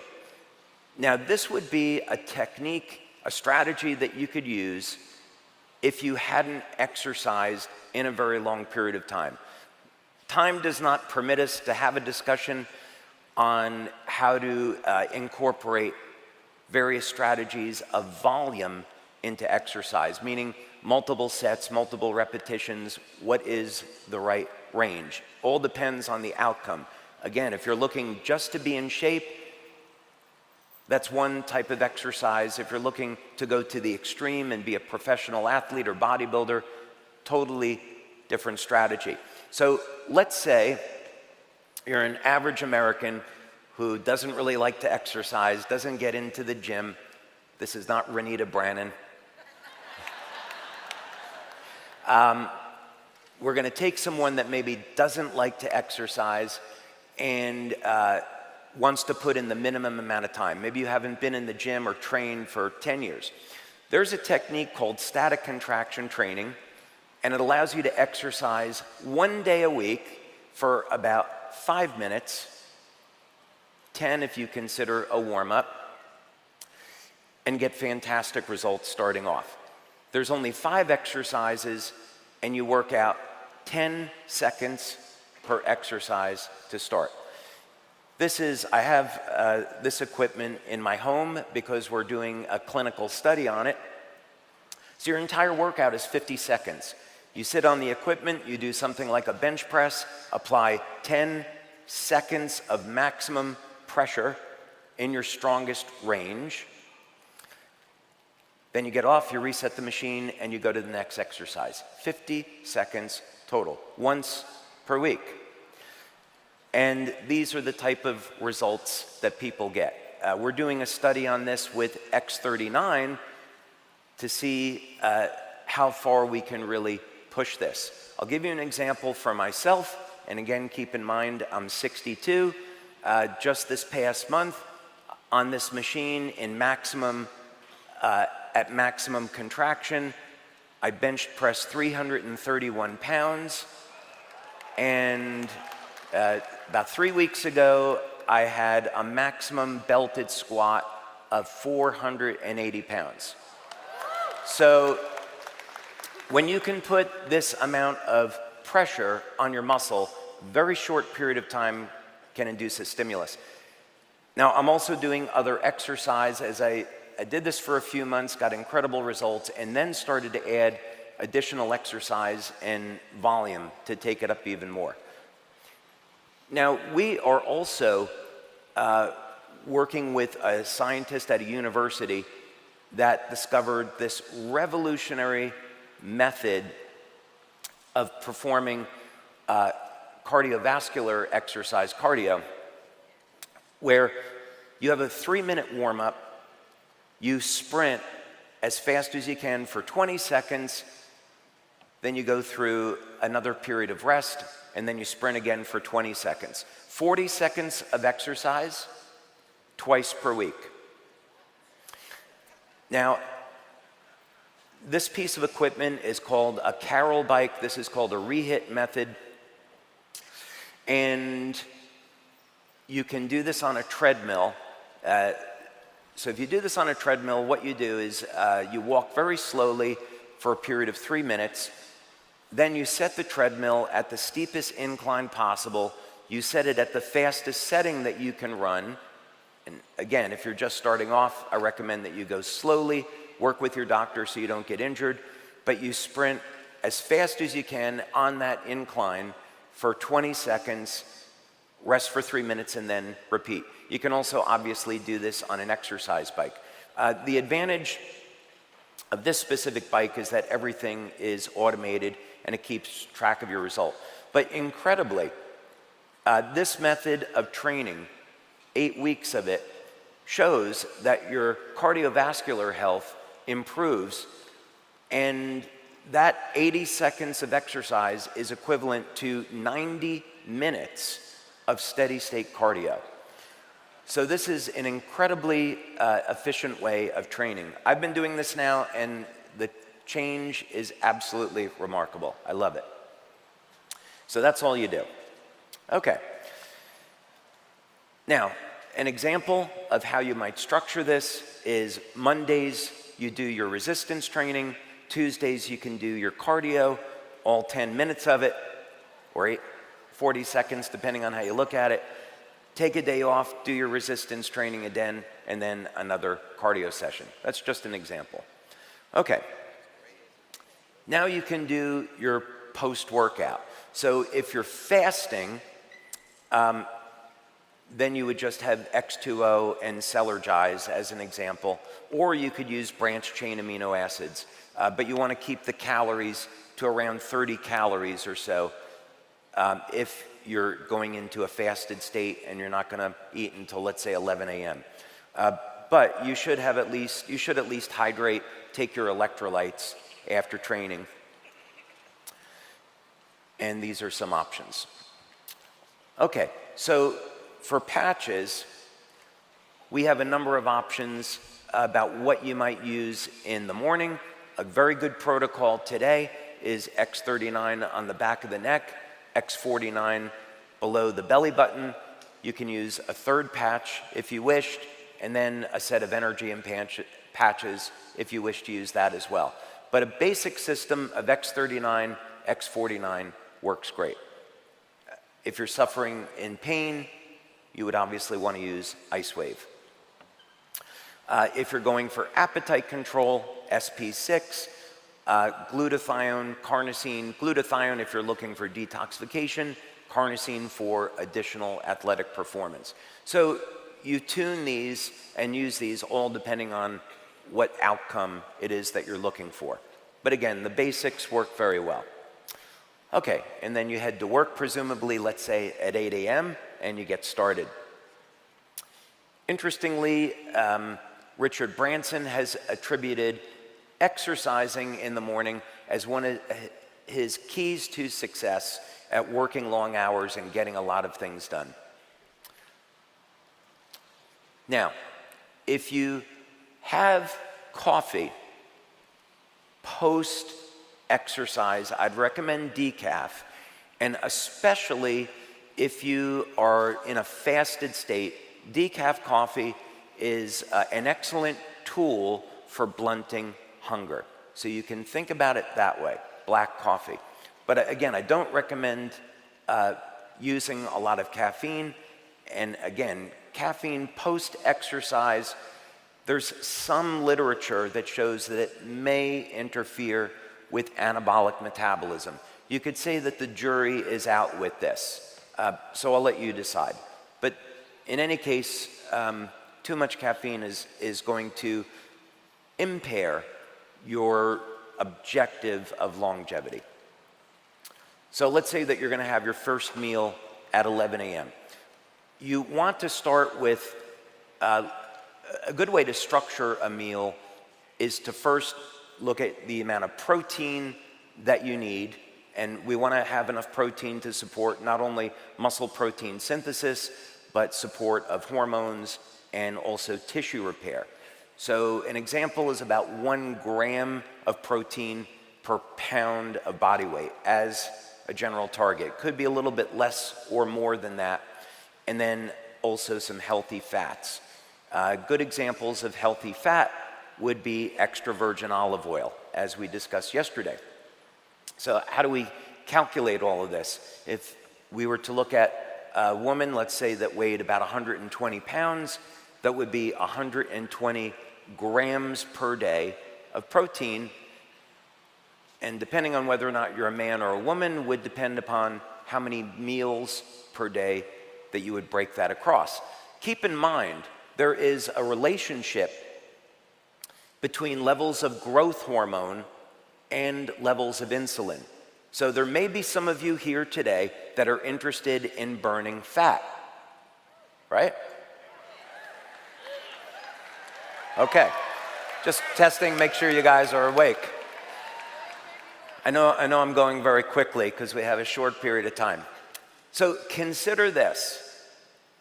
When we're eating, we're triggering release of insulin. And the purpose of insulin is to store calories as fat. When we're in a fasted state, when we're not eating, that's when we're going to trigger our body's levels of growth hormone. And what does growth hormone do? It triggers the metabolism of fat for conversion over into energy. So the longer that we're in a fasted state, the longer that we increase our growth hormone and are burning fat for fuel, the more often that we eat, the more often that we're staying in a state where we're triggering insulin and storing calories as fat, and we're not metabolizing fat for energy. So there is some logic here. If you speak with athletes, well, they'll say, well, eating twice per day and getting your daily protein and healthy fats into those 2 meals is better than spreading your meals across 4, 5, 6 times per day because of that very phenomena. So that's something to consider. So we could start out with your body weight. That's going to determine the amount of protein that you get. And then from there, you can calculate as a starting point about 1/3 of your calories from healthy fats. Again, I really stress the importance of having extra virgin olive oil. Now, the balance of this is going to be in carbohydrates, and carbohydrates are completely unnecessary. You don't need carbohydrates as for survival. Your body can be completely driven off of proteins and fats. So with that extra 1/3 of calories, you can shift that between additional fat, additional protein, but it doesn't have to come from carbohydrates, and in fact, it's probably desirable that it doesn't come from carbohydrates. It also could mean that you could take the amount of carbohydrates down to about 10% or so and still get all the advantages of a low carbohydrate diet without having to go into ketosis, for example. Okay, let's keep this moving along.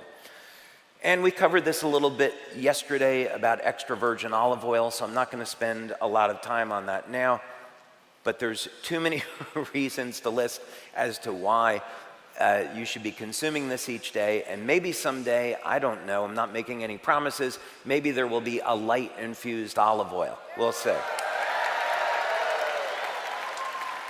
But keep in mind, many people resort to using drugs like Ozempic for weight loss, and you have to balance this out between the negatives of being overweight. But keep in mind that olive oil is effective at triggering GLP-1, so you can actually get the benefits of something that activates GLP-1 without having to go to Ozempic. Now, in terms of overall life extension, when we're looking at nutrients to supplement with, one thing that's interesting is plain old vitamin B3, niacin. Niacin, of course, has many different forms. You could be taking a regular niacin, niacinamide, the inositol-based form of niacin, but the important thing is that this will contribute to formation of NAD and NAD, of course, resets 2 of the sirtuin genes to a more healthy state. You could spread out your meals over 3 times, taking a healthy snack in the afternoon, and then dinner. Again, I'd strongly encourage eating early so it doesn't interfere with the quality of your sleep, and having that be focused on protein and healthy fats. About 8 p.m., you would remove your daytime patches, and this would be a time around 9 p.m. or so to have your Celergize PM. And we discussed the formula yesterday, so we won't get into that now. You can apply the evening patches now, and you have a variety of different options. So obvious choices would be Silent Nights, Eon, Alavida. Eon is an excellent choice because it reduces stress on the nervous system. If you have any inflammation in the body, Eon helps to manage that inflammation. On a long speaking day like this, I'll put the Eon patch on my throat in the evening, so this morning I'm all fresh and ready to go, and lots of opportunities for different patch placements. Glutathione I would not recommend as an evening patch because it causes detoxification and you may end up with a headache in the morning. So just be aware of that. If you're going to use glutathione at night, make sure that you're properly hydrated.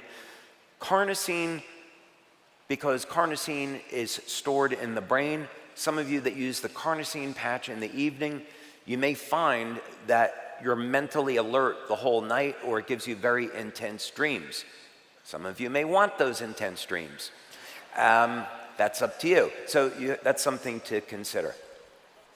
And then let's say that you were going to get to sleep about 11 o'clock or so. Make sure that you're taking the time to think about the environment that you're creating for your sleep. So make sure that you're not getting any excessive light into the room. Don't use cell phones, tablets about an hour or so before going to sleep. There's been some studies that have shown if you keep your feet warm, it improves circulation and improves the quality of sleep. So there's a number of these different biohacks that you can do to improve the quality of your sleep. Then just 2 interesting notes on some research that we're doing on what we've learned from lobsters. Interestingly enough, lobsters have a diet that's very rich in clams, and clams is the highest food source of vitamin B12. And why is that important? It's because B12, methylcobalamin, is a methylation factor and is responsible for controlling gene expression. So we're looking at using B12 in a new and novel way to reset genes to a more youthful state. And we're learning this from lobsters. And then astaxanthin. Astaxanthin is also found in lobsters, and interestingly enough, I don't have time to get into it today, but the clinical studies on astaxanthin show that it's responsible for repairing and protecting DNA. And what we found through our studies is that if you take the numerical data in the story of the tree of life, it points to the exact wavelengths that are found in astaxanthin that are responsible for repairing DNA. So in other words, the tree of life predicts what happens in lobsters with astaxanthin that prevents the lobsters from aging. I think I said that right. Okay, so that's a very interesting supplement. Okay, so that's a lot of information. Sorry to hit you with it so quickly, but we do need to keep some things moving along.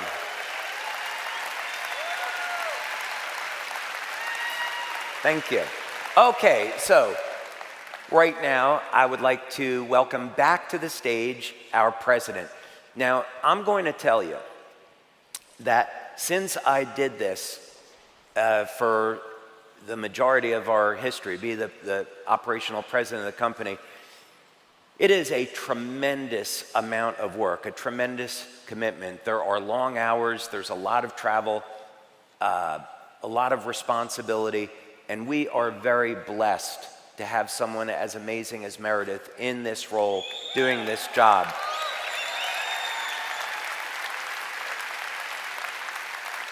not only that, but when Meredith and I speak about Lifewave and the future and the vision as to where we're going, she shares the same vision that I have. And what she never talks about the money the company is earning or any of that. What she always says is, this company is here, it's such a blessing, we're gonna help so many people. So that's the type of person we have as president. So please welcome Meredith Burkich.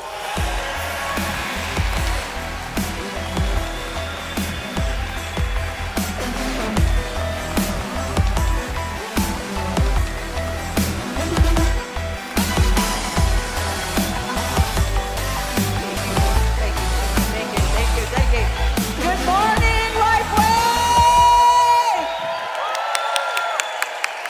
I am so honored to join David in presenting this incredible award, the Lifewave Enlightenment Award for each of our 3 global regions. This award is given to brand partners at the presidential director or above who lead their organizations with the highest level of integrity and authenticity. These brand partners are also collaborative, with their cross-line leaders and regional corporate teams generously sharing the light for everyone's benefit. In addition to these qualities, they are setting the pace in a number of categories. When it comes to the metrics, each of these recipients is leading the way in their brand partner and customer enrollments, leading their team to the highest number of rank advancements, and helping the most team members earn incentive trips. So these are the leaders who are leading in both the qualitative and the quantitative measures. So, representing Asia Pacific, please have a congratulations to Christine Kitasako.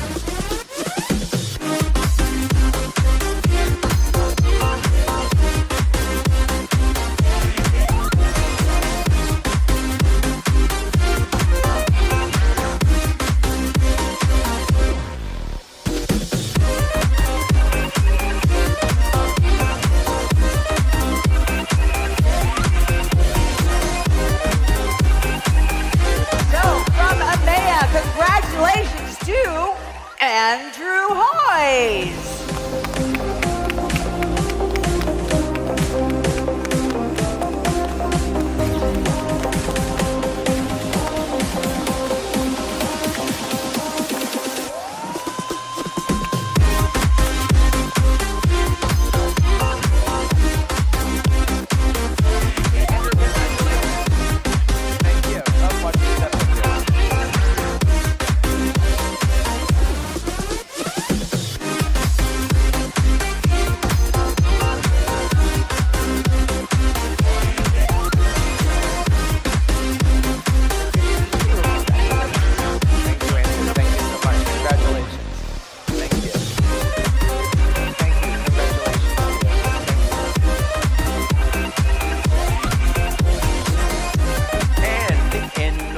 America, a big round of congratulations to Jay Adkins.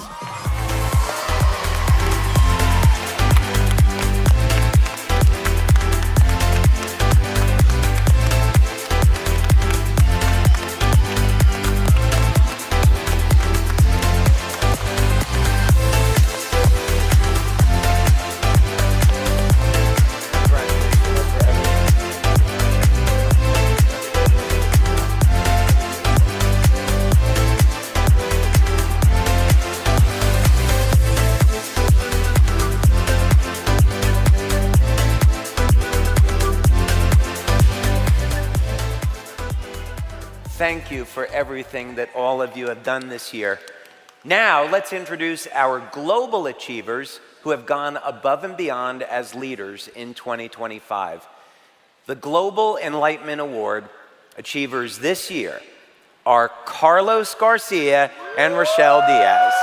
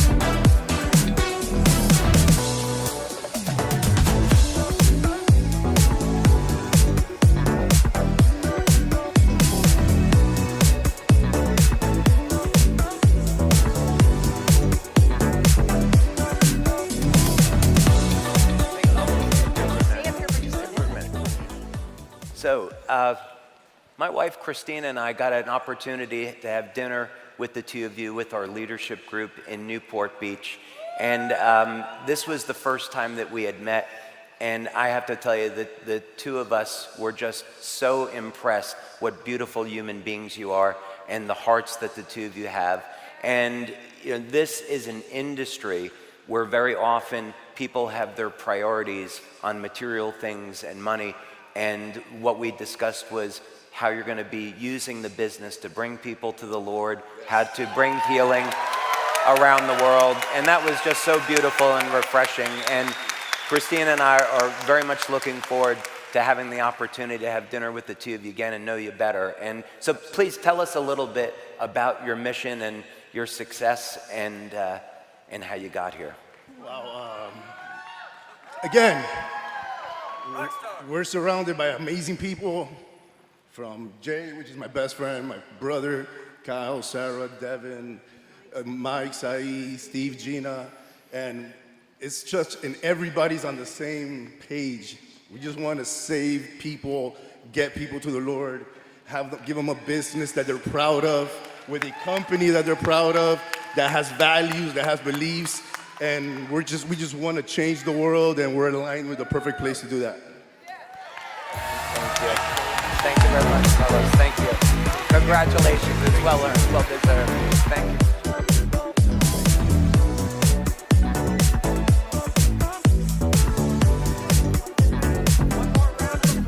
For these amazing leaders. Everybody.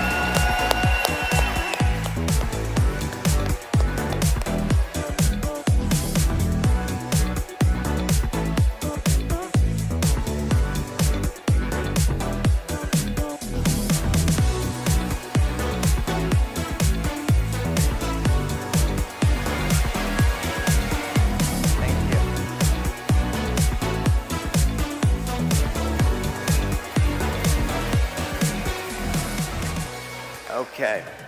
This company is nothing without great leadership, and we have certainly some amazing people that we have to be so appreciative for. We also need, and I need to appreciate the people that I work with every day. And this next fellow, he and I first met in 2005 through networking, and we quickly became good friends over the period of that 20 years. One thing that you may not know about him is that he is in the direct selling Hall of Fame, and prior to coming in on board with Lifewave, he was associated with projects that generated over $1.5 billion in sales. And when Jim and I are working on projects together, we're always thinking about how can we spread the word of Lifewave, build awareness in an environment that's not selling, so we're communicating the correct values about the company. He is incredibly hardworking. Anytime I want to call him day or night, any time zone, he's always there. And for that reason, we want to honor Jim Caldwell today with the Outstanding Employee Service Award.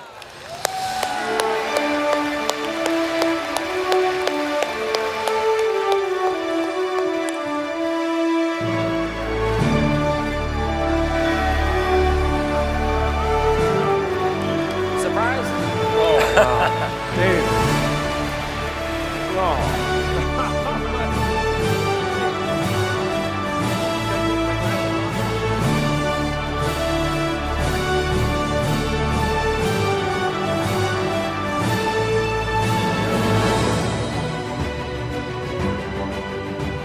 you're always full of surprises.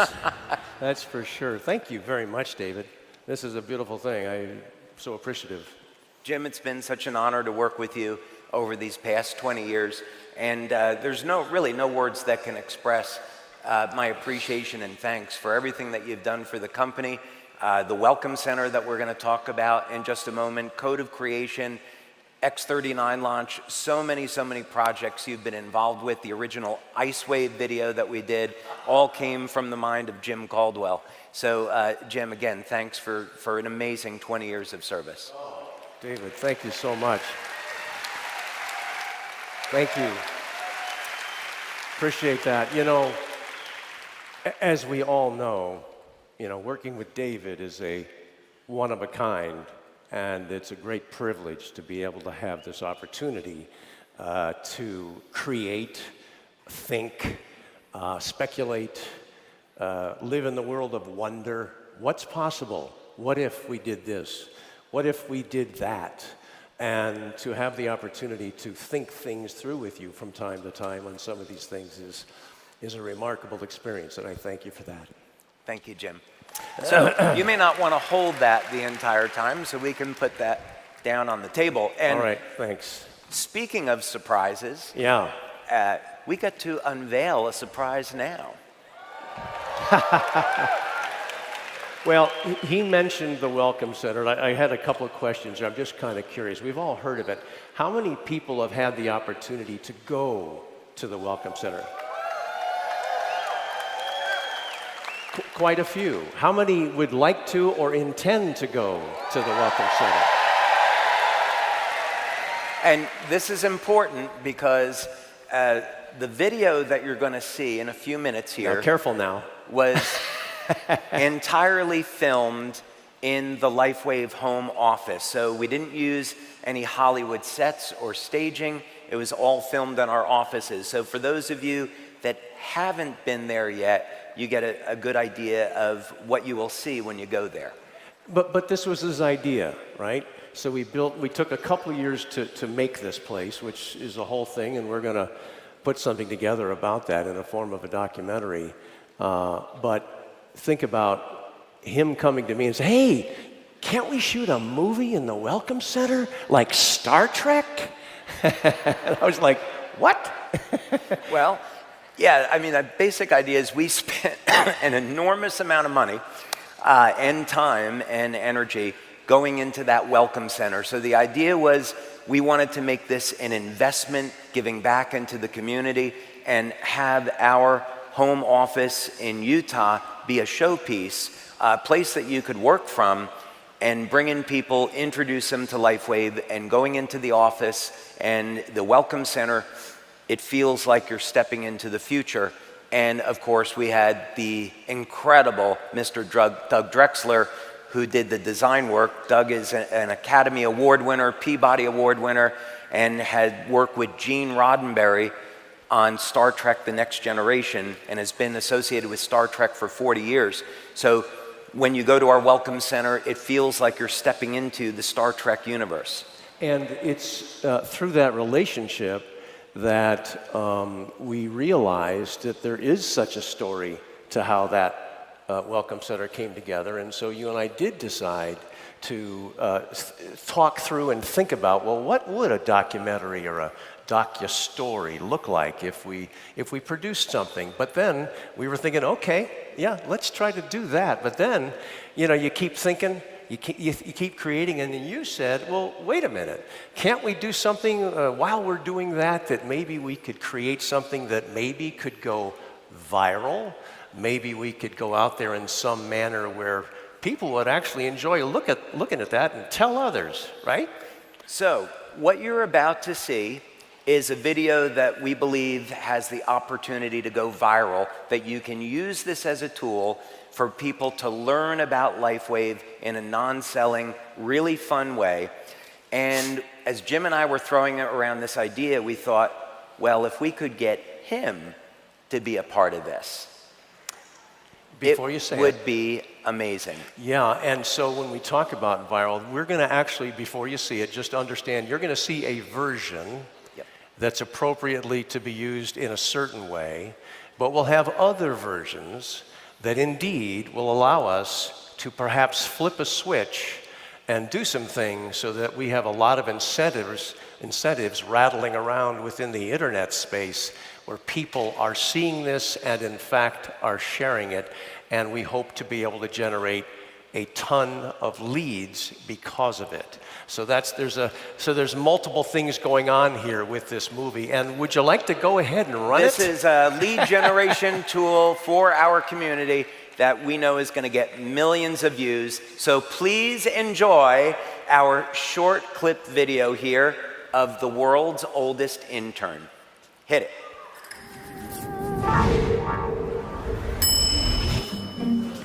I've lived a long life. I've done a lot of things, but I've never been an intern. I'm the founder, sure, but I'm also an inventor.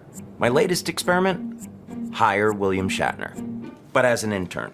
No way I can afford that guy full-time. Hi, I'm Alicia. I'm gonna be your trainer for today. Hi, Alicia. Hi, Alicia. William Shatner? Yeah, well, you can call me Bill. Or intern. Sorry to interrupt. No, that's just fine.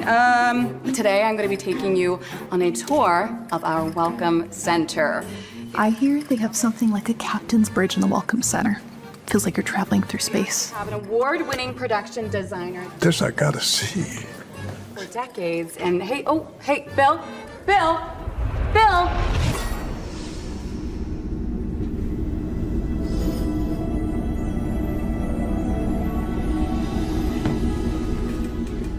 No, please, no sci-fi today.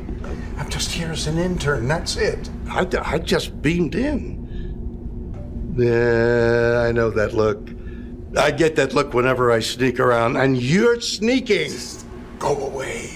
I'm busy.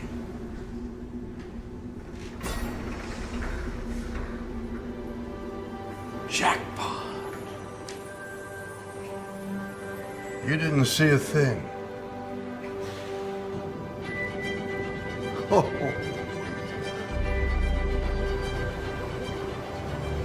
People gotta see this. Bill!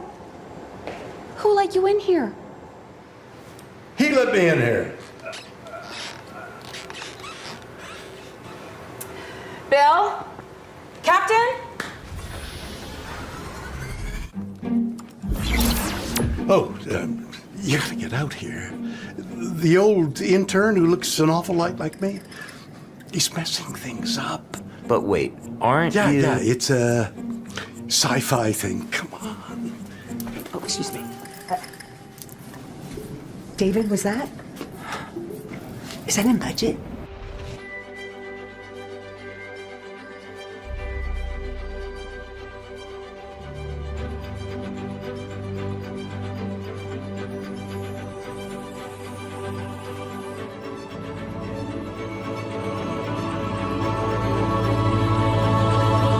Oh! There you are. Come on. Back to the group. People gotta see this. I know. It's a part of the tour. Oh. Yeah. Are you ready for me? Doug. Bill? Doug? Bill! Doug! Bill! For goodness. Do you know Doug Dent? Do I know Doug? Star Trek designer on props and sets and the spaceships and this? Came out beautifully, huh? Oh, Doug is... Hey, Bill. Oh. One of your clones said you're causing trouble. You're taking the word of a clone? Personally, I always go with the original. That's a good idea. I have a question. Are you really going to be an intern here? Yeah. Why not? But first, I gotta tell you about the Welcome Center here at the Lifewave offices. Okay, this is a commercial. Got it. No.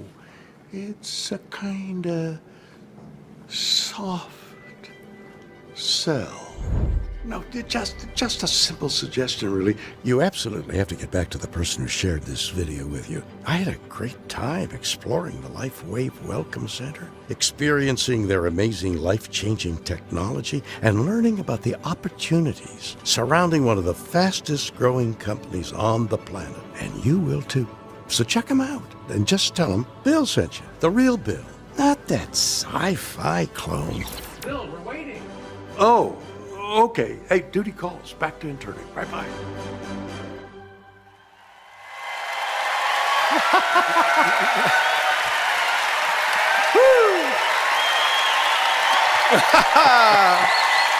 Wow. Okay.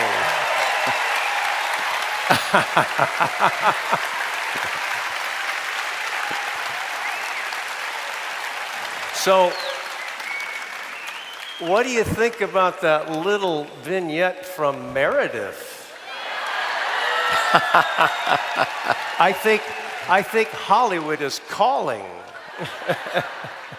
So, you know, Doug Drexler, right? Designer, you saw him there. He's here, and we want to bring him out and take a moment, because without him, we wouldn't have the Welcome Center, we wouldn't have Bill Shatner. There's lots of things to this guy we want to bring out right now. Doug Drexler, please come on out.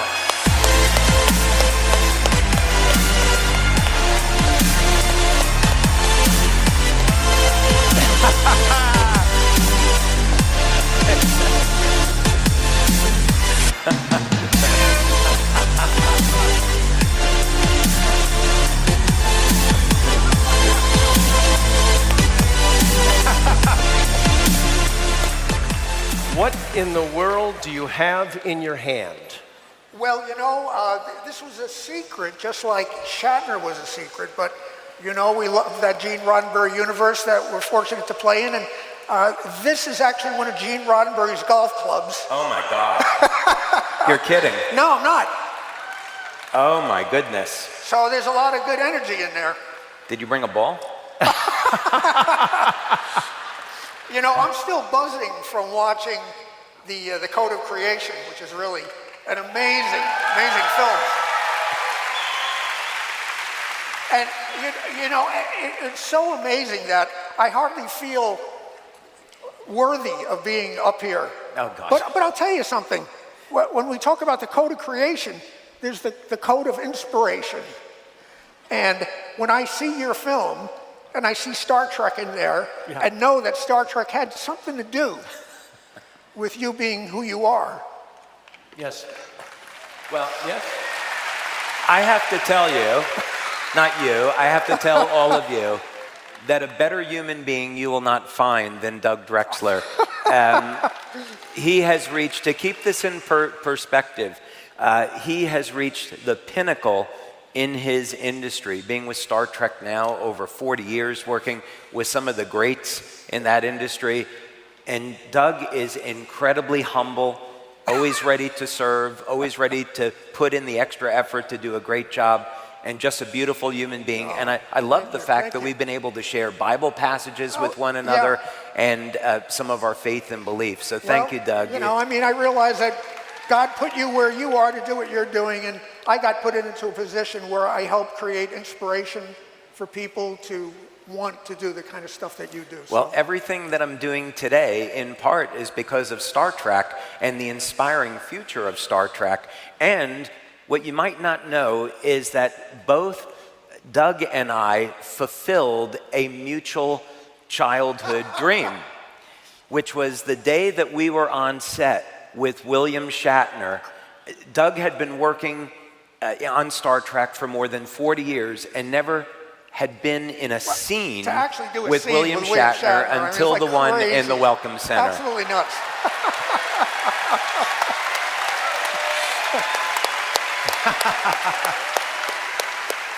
Yeah, so thank you. What a wonderful, I mean, Lifewave and you and Jim here. I've worked with a lot of amazing people, and you guys are in the top, tippy top tier. Thank you. Thank you. Thank you. Well, let's get a picture. Come on. Let's get a picture. Come on. A picture. Take the shot. Come on, people.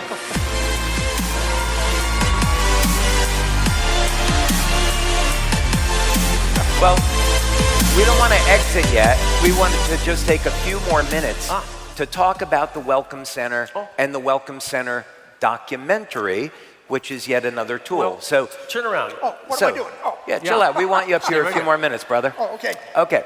So, Turn around. Do this. I didn't say that like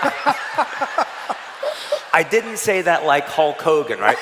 You're going to be up here a few minutes more, brother. Right? I didn't say it that way. Okay. Where was I? We're talking about the Welcome Center. And that video was shot in our office and in our Welcome Center.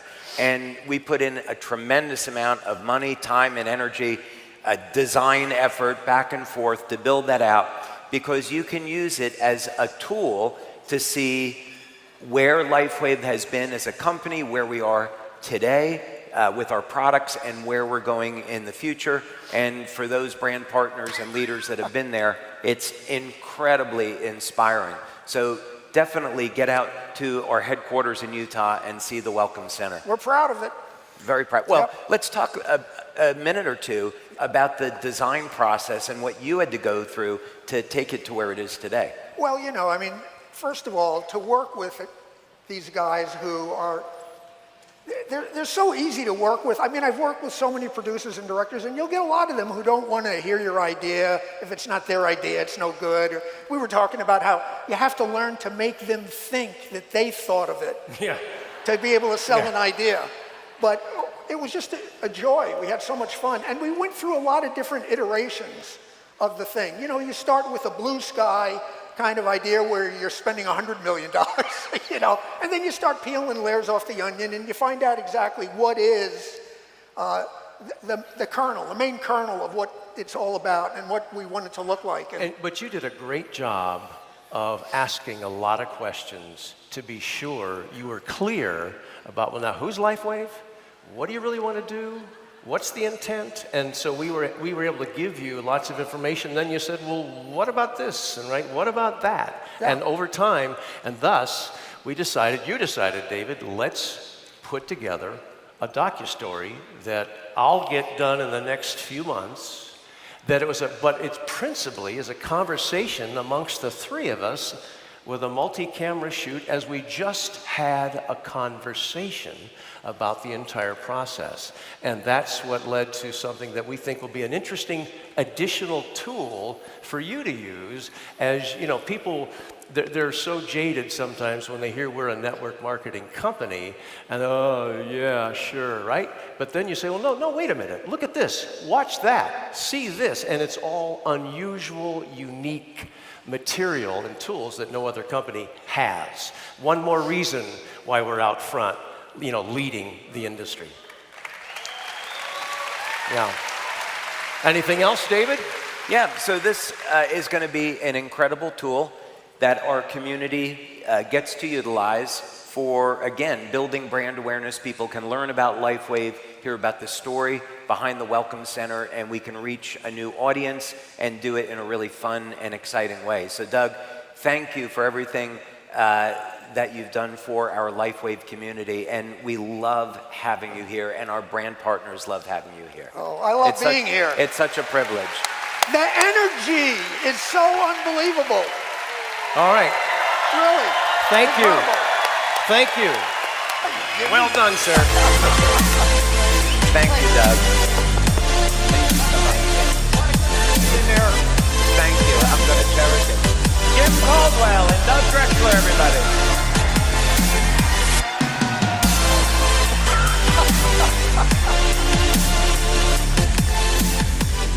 Okay. Well, we are going to move on to our next segment, and we are going to have an update now on Thunderstrike.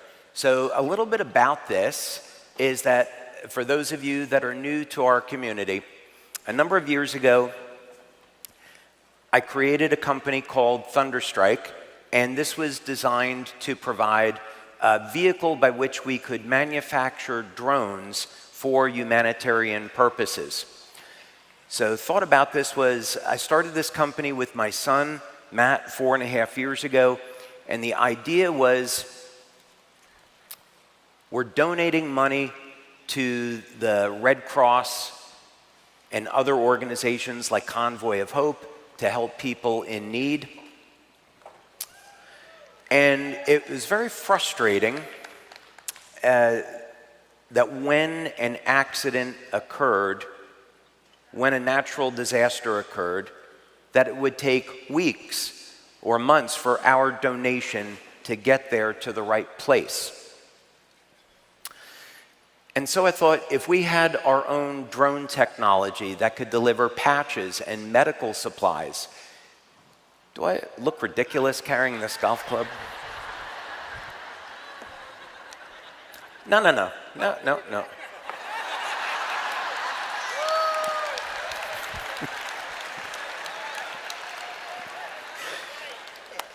If we had our own drone technology that could deliver patches and medical goods to people in need, then we could get those supplies there within 24 hours. So we began working, my son Matt and I, we began working on this as a father-son project. Did not think at the time that this would turn into anything really significant.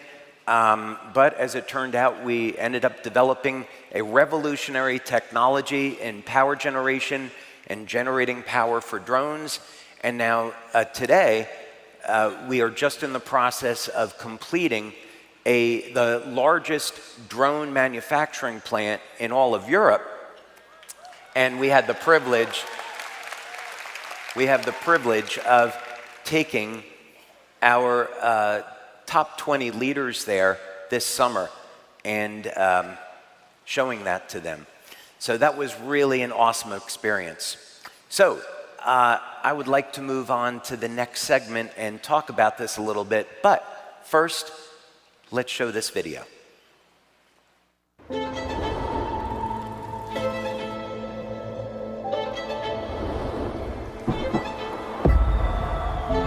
High performance does have its rewards. And Denmark provided the perfect backdrop to reveal the future of power generation. A new source of clean energy that will power our homes, our cars, our lives, even our future financial opportunities. And did I mention it's safe for the environment, entirely sustainable, and completely green? You could say we're making an impact without leaving a footprint. David and his wife Christina welcomed our elite SPDs to Copenhagen to receive a special look at the next groundbreaking innovation from Lifewave. A unique way to say thank you for their incredible contribution to Lifewave's unprecedented success. At Thunderstrike headquarters at the Hans Christian Andersen Airport outside Odense, Denmark, our top-achieving brand partners were able to feel its power and hear the hum of next-level efficiency, a true game-changer for humanity. An experience so exclusive, even our cameras were not allowed to capture the moment.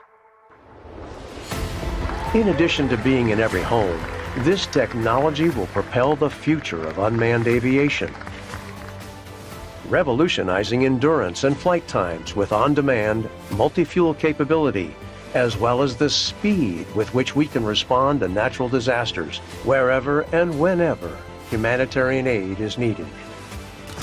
As usual, this is Lifewave leading the way, like no other company can.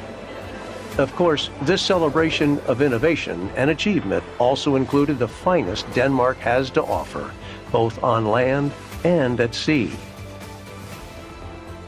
This is what high performance looks like. Now, we're sharing the light in a completely new way. Be the light. Lifewave.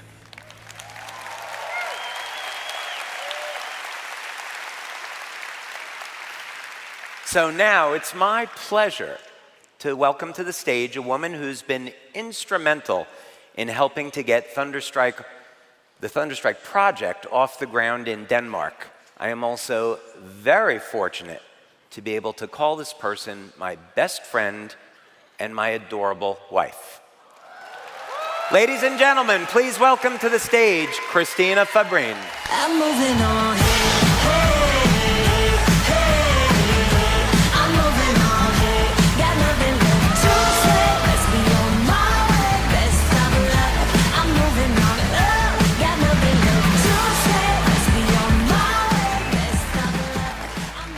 look ravishing, my dear. That was fun music. That was? Fun music. Yes, it was fun music. No question about that. Well, I'm really looking forward to doing this segment with you because this is something that's very personal for the two of us since you and I planned out this event. And we're going to bring our community up to date on everything going on at Thunderstrike, and most importantly, how this will benefit Lifewave and the Lifewave community. I'm excited too. And it has been a great journey, it still is. And I heard that you did, tell a bit, but I think you should put a bit more words on why you started this project in the first place. Yeah, I think that's a great idea because every project has a beginning. And with this idea, what we wanted to do is help as many people in need as possible. So back when we started with our first conference in 2005, we made this large donation to the Red Cross with many thanks to one of our VIP guests here, Mr. Thomas Burke. And a hurricane had just hit Florida, and Thomas had come to me and said, let's see if we can raise some money in our Lifewave community as well as through corporate to help these people in need.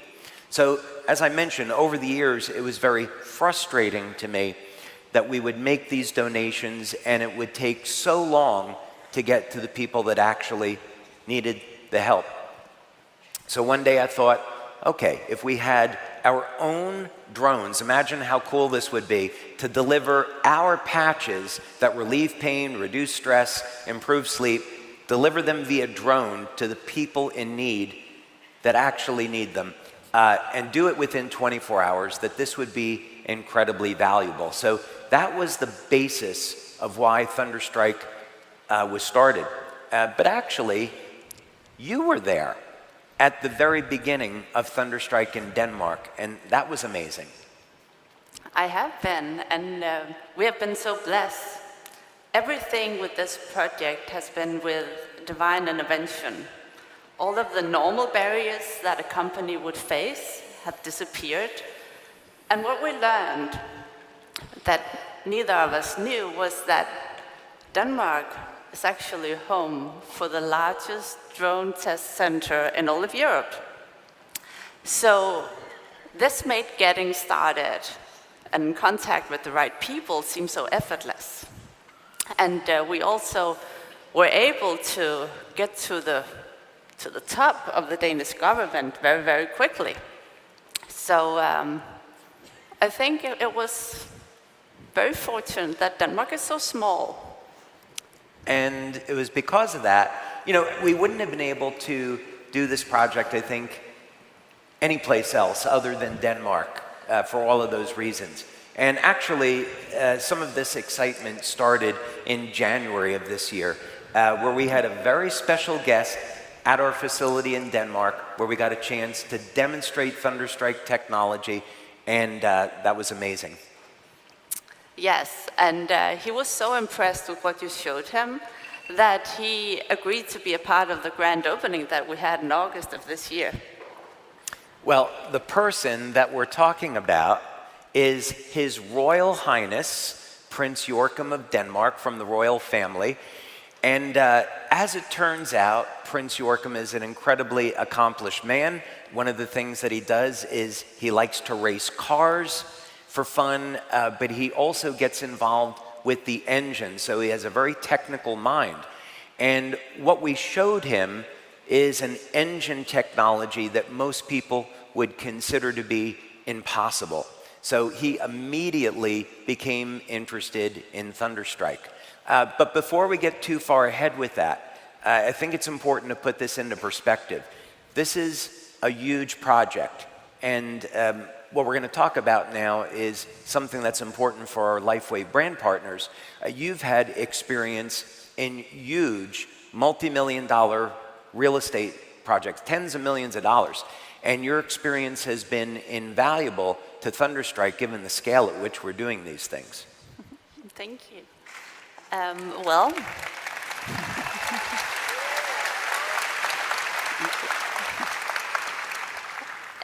I think every big project is the same.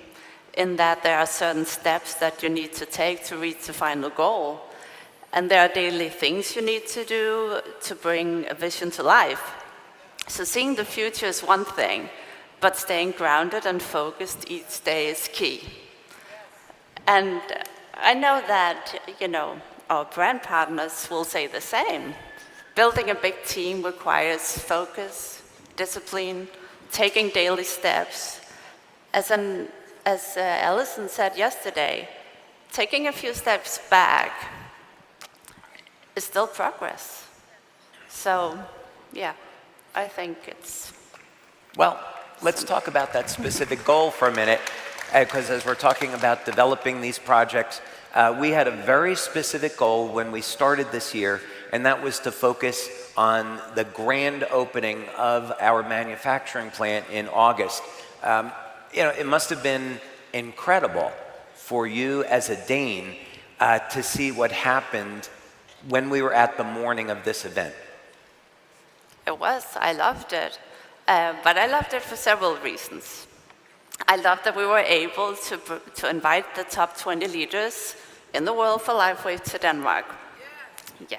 And to treat you with a peek into the future. And I loved to see that Thunderstrike had dignitaries from 11 countries, from all over Europe and the US. And we also had the Prince of Denmark there to participate in the ribbon cutting. I know.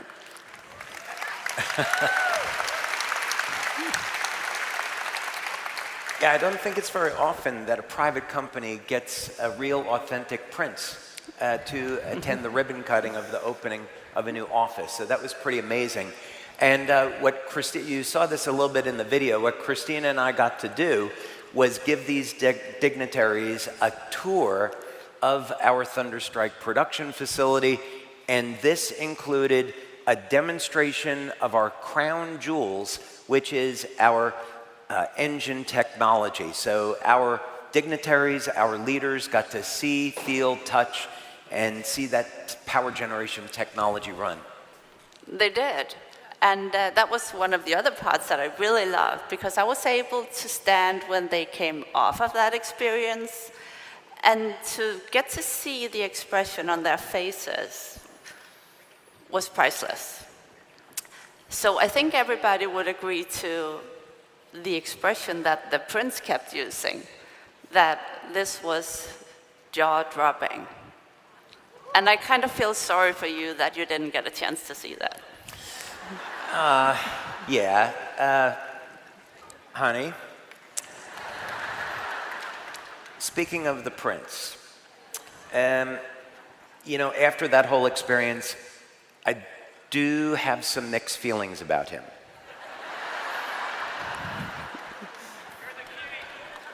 You have mixed feelings about the Prince. I do. I think you know what I'm talking about.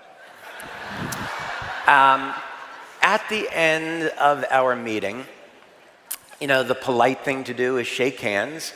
So we were asking the Prince, thanking him for attending, which was an incredible honor. So I reached out to shake his hand. And what he did was approach Christina and kiss her on both cheeks. And I was standing there like an idiot, thinking I have to live the rest of my life knowing that my wife has been kissed by a prince.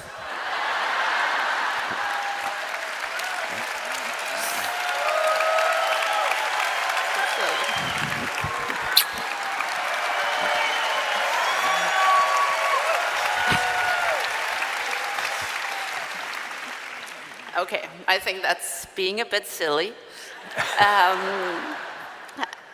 And I believe that the French and Italian members that are here today will agree with me that that's just a way of greeting me, right? Okay, thank you. And you know that both his wife and his dad is from France, right? Right. Okay. What I took away is a bit different. because the prince had agreed to shake hands with all the leaders but not speak to them. But he got so excited about this humanitarian program that he went off schedule. And he took your microphone from you, and he gave a very nice speech to all the leaders about how excited he is about everything that Lifewave is doing to help those in need. And that's true, because it is really exciting. What we had showed to our leaders in August is a completely new way of generating power. And we wanted to give our leaders the opportunity to see a window into the future. So, good example that I could give, a good analogy is, imagine you have your car engine and it produces tremendous amounts of heat out of the exhaust, between 300 and 700 degrees Fahrenheit. Your car engine, of course, has a radiator, and the engine head runs at, again, hundreds of degrees. If you tried to put your hand on the engine while it's running, you would get a very bad burn. What we've done with Thunderstrike technology and what we demonstrated is that, number one, the air is as clean or cleaner than the surrounding environment. And so this is completely non-polluting, even though it runs on fossil fuels.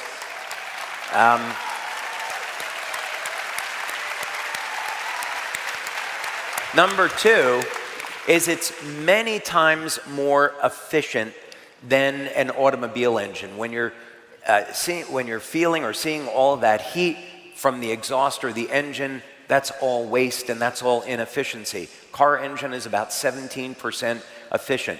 This engine is so efficient that you can put your hand near the exhaust and you can put your hand on the engine, and the engine is running at about room temperature.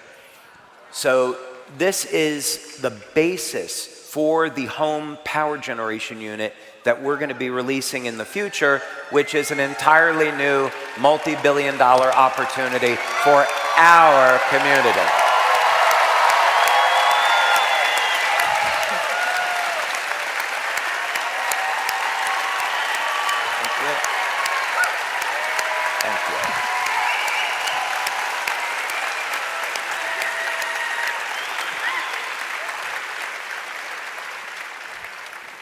In the future. But right now, we are going to be using this technology and drones that will be providing humanitarian aid to those in need. This will bring patches and life-saving medical supplies to people that need them, as well as building brand awareness for Lifewave. Yeah, so something important that all of you should know is when does all of this happen? Well, first, our manufacturing plant that we're building in Denmark is nearly complete, and we're going to be moving in and be operational in January. It's going to take about the next year to be certified, but what you'll see in our video that we're going to show is that these humanitarian drones are currently flying, and we're going to use the coming year to get these drones into a production version, get them certified, and then they can be used what they were designed for. Yeah, and I think it's worth, mentioning that maybe the leader trip we just had to Denmark, because it was so successful, that, and all of the leaders, of course, they really, really enjoyed the experience that they had in our country, along with being able to see the technology and drones, that we might be able to look forward to having, another incentive trip. I think our brand partners would love that opportunity. So a great way to summarize this is that first, Lifewave will be using our Thunderstrike drones to provide humanitarian aid to people that need help. Second, these drones will deliver Lifewave patches and medical supplies to help people with pain relief, with stress, and in sleep. Third, we will be using this technology to expose more and more people to Lifewave. So imagine drones delivering humanitarian aid with Lifewave on them. And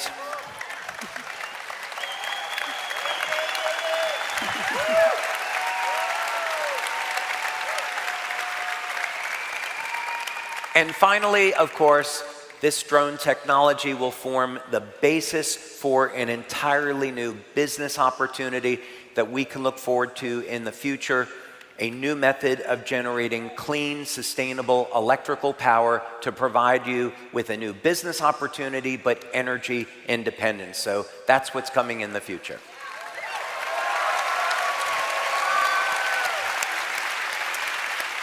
So let's take a moment to look at a video we prepared on the Thunderstrike drones and our humanitarian program. Imagine if you were part of the solution instead of the problem. Imagine if you had the power to help those in need and could erase the pain of others. Imagine if people expected us to be there when disaster hit. Lifewave family members have repeatedly met the call of those in need. Whether it is to provide pain relief, a better night's sleep, or just to have the face of someone that cares, a Lifewave member has been there.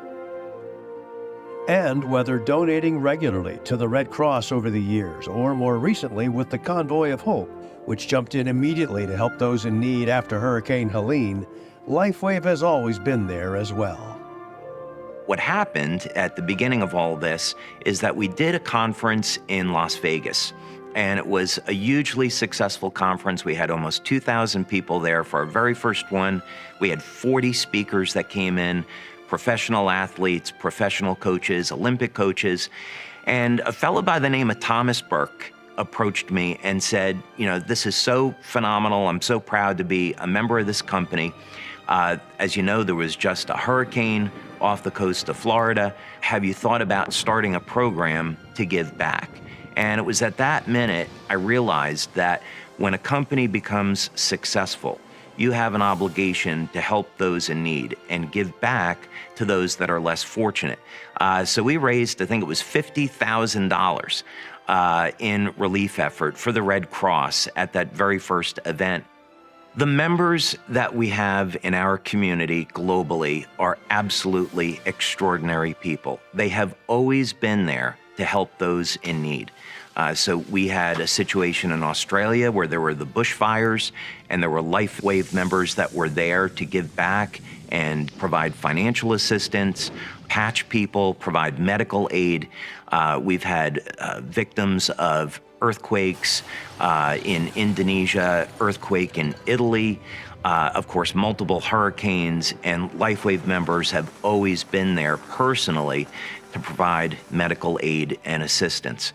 The frustrating part for me is that these are people that need help now, not in a couple of weeks, they need help now. And so it was these type of incidents where I began to think that I would like to have the capability to provide medical aid, provide relief effort to people within a 24-hour period. David took that frustration, channeled that energy toward a very positive solution designed to provide medical aid and relief supplies to people in need within 24 hours. The solution? A drone of all things, with attributes and capabilities unmatched in today's world of unmanned aircraft. This drone can take off and land from virtually anywhere, carry a higher payload, and fly longer than any other drone in its class, and provide very valuable medical aid or search and rescue operations that other drones can't provide. We're achieving remarkable results in terms of payload and endurance. As a matter of fact, there's no other company in the world that can touch us. Unveiled to the Lifewave community at our annual conference in 2022, a plan is already in place for a fleet of Lifewave humanitarian drones to come off the assembly line as early as late fall 2025. This is giving back on an epic scale. With the patch technology, we accomplish things that no other company was able to accomplish, and the same thing is true about the drone. So we're going to be forging a new path forward for our community with new technology that's life-changing, that's world-changing, and we have an unbelievably great future ahead of us. And I'm more excited now about the future of Lifewave than ever before.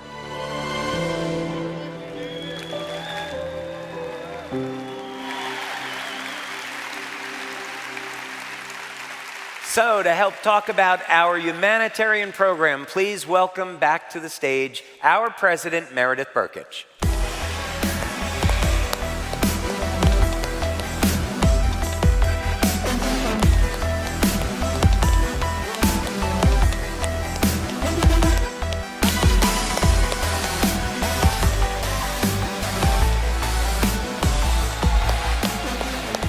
Very good. This is so inspiring, you guys. And you know that corporate philanthropy is extremely important at Lifewave, and it is extremely important in building culture because it really touches on the cornerstone of modern business and humanity. The cornerstone of giving back provides first an increase in brand reputation and trust globally. And studies have shown that actually consumers are 85% more likely to give their business to brands who support causes and charities.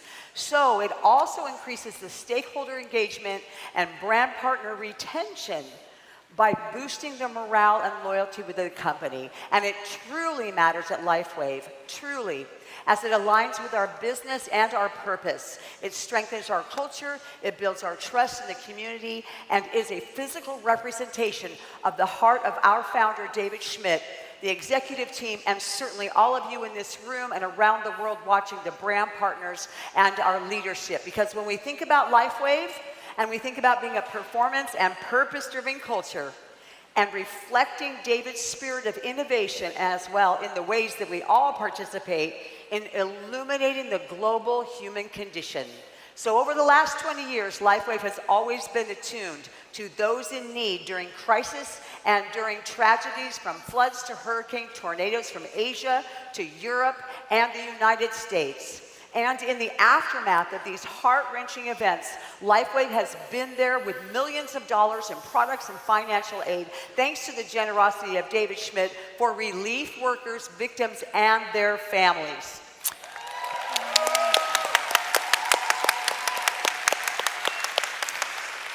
Meredith, as you know, the Red Cross has been a great partner over the years. And over the last few years, we have also worked with an incredible organization, the Convoy of Hope.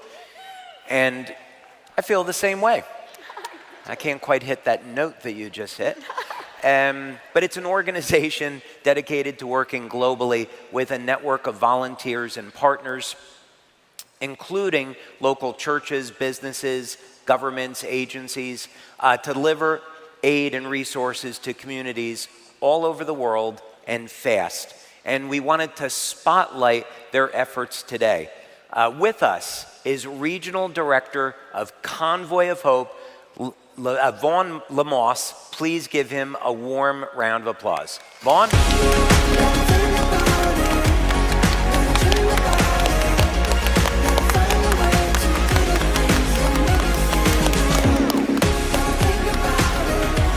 Thank you, Vaughn. Vaughn, it's really great to have you here. Thank you. I know you're incredibly busy. Convoy of Hope is a massive organization, global, and we really appreciate you taking the time to be here today. So your organization is uniquely positioned to respond quickly when disaster strikes. That's one of the things that we love about working with your team. Please tell us, how did your organization become so efficient when it comes to logistics and delivering aid fast? That's a great question. What makes Convoy of Hope very unique is, first and foremost, we are a faith-based organization. Thank you. Praise the Lord for that. You know, we give the Lord the praise for all those for sure. But because we are a faith-based organization, we're bold in our belief. We respond first, trusting God to provide for our needs and resources later. Our founder, Hal Donaldson, has probably said it best than anybody. He says it's our response for us to respond. It's God's response to write the check. And for 32 years, I can tell you, he has never failed us yet.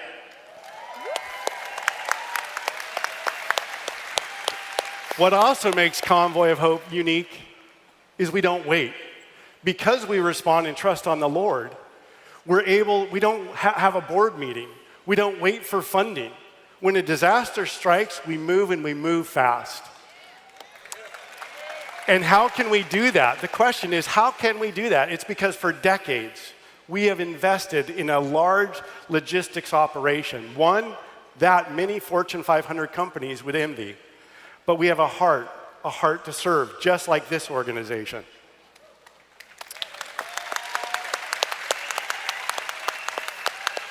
We have our own semi-trucks.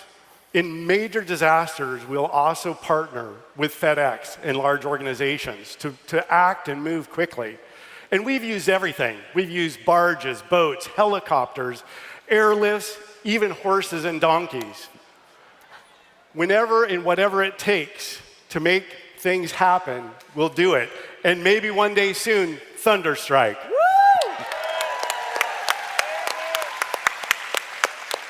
Another thing very unique about Convoy Hope is that we are centrally located. Our global headquarters is in Springfield, Missouri, right in the center of the US. From there, we can be to either coast within 3 to 4 days. But that was not good enough for us. Very much like Lifewave, you're always pushing the boundaries, aren't you? Convoy is similar. We have now just opened up 2 other regional distribution centers, one in Atlanta and just one up the road in Sacramento, California, cutting that time down to reach people quicker and faster. But honestly, there's one secret. There's one secret to our success. And you know what that is? We don't do it alone. We couldn't do it alone. Our most valuable partner in this whole operation is the local church. Nobody knows the community better than the local church. Nobody is more trusted, and nobody is in a better position to help. That's why we align with the church. They will be there long term, and they'll be there long after we're gone. We make them the hero and elevate the church, not ourselves. All this Convoy of Hope needs is a parking lot. We are self-contained. We're fully ready to roll. When our trucks roll in with food, water, and relief, we even have a sleeping unit, kitchen mobile unit, showers. We even have a chainsaw crew for when we do cleanup. It's all available. But one thing that is true is that it's not about our trucks. It's not even about our logistics. It's not even about the great relief that we bring. It's about one thing, it's about hope. Every meal that we hand out, every disaster we respond to, all of it carries one simple message. God loves you, and your life can be better tomorrow than it is today. That is what Convoy Hope is all about. And today, I'm here because I'm grateful for this organization. And know something, you need to know this, and you need to hear me clearly. You guys are agents of hope. You are agents of hope.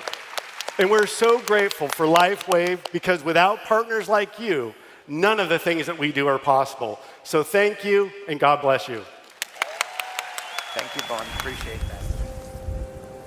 If there wasn't a drought, there would still be a war. If the fires snuffed out, there would still be the storms. And for every child who has a place they call home, there are countless more who feel lost and alone. There are still farmers with barren farmland, and mothers who just need a quick helping hand. There are kids who don't know their futures can be bright, and survivors who aren't sure if it's still worth the fight. This list is far longer than we can fathom, and the hurt is deeper than we can imagine. But a truth we can cling to, no matter what this life brings, is that hope, even small, is a miraculous thing. Now, hope doesn't dismiss what's been broken and marred, and hope does not mean that the journey's not hard. Sometimes, hope is the spark you need to get through the day, and sometimes hope is just a promise that there's help on the way. So we load up the trucks, and we send supplies. We pass out relief and watch hope start to rise. Hope is a domino that starts a chain reaction. Overflowing hope puts our faith into action. When everyone does as much as they can, together our impact compounds and expands. After a storm, hope looks like a bag of supplies, a small bit of relief that brings light back to their eyes. A farmer broken down from years of worry and toil, that burden is lighter when vegetables sprout up from their soil. Women around the world are overlooked because of their femininity.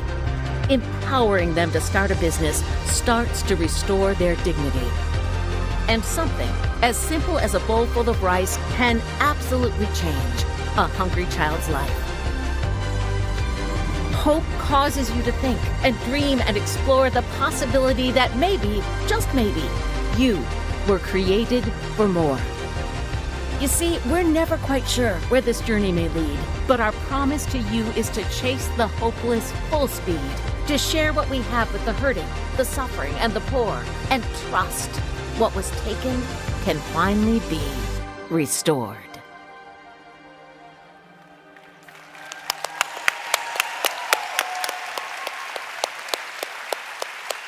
So, Vaughn, it is our honor today to present this donation to you and Convoy of Hope in support of your extraordinary humanitarian efforts around the world and to help you fuel the mission of hope and healing. Thank you, Vaughn. Thank you.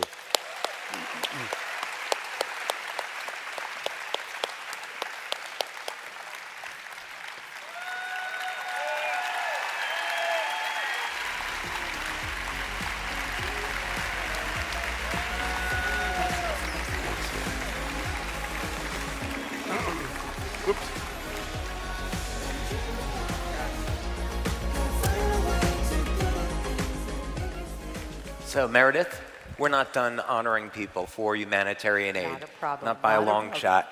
I'd like to thank the man who spearheaded many of Lifewave's humanitarian efforts, Mr. Thomas Burke. That's cute. I'm proud to call Thomas a friend. We've known each other now more than 20 years. And Thomas and I have worked together because he's always on the lookout to help people in need. He's always looking to make life better for people. And recently, he brought us an opportunity to contribute to a terrific organization that's helping veterans in a very unique way. So, Thomas, if you would, we would love to hear from you about this organization and how Lifewave is making a difference in these people's lives. Well, thank you, David, and thank you all brand partners for being here and being part of this fantastic day. Actually, although I brought it to David, this opportunity, recently, it actually started about 2 years ago, and I'm going to be very quick because I have limited time and they might hook me off with one of those folks. About 2 years ago, at the International Red Cross Ball in Palm Beach, there was this very special guest speaker. I didn't know him, I never met him, but as soon as he started speaking, I just felt some sort of energy. And it grew and it grew and it grew. And I knew that I just had to talk to this man. Well, it turned out to be that he was a retired Major General of the U.S. Army. Fantastic resume, I won't go into that. But we started talking, and through the event, this event lasted for about 3 days, we really became friends and got to know each other. Well, lo and behold, he is the CEO and chairman and founder of a facility like I've never seen for veterans.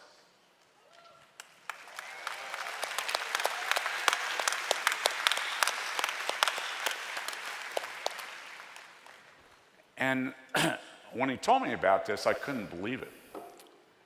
And I've been a veterans advocate for over 50 years.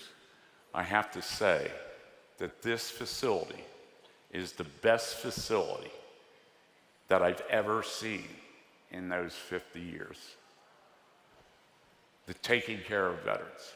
And the name of that facility is called the National Center for Healthy Veterans.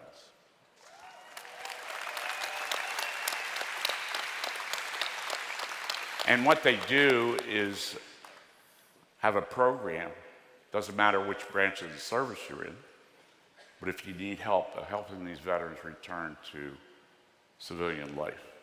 Or if they're already in civilian life, helping them in so many ways. Self-sustaining.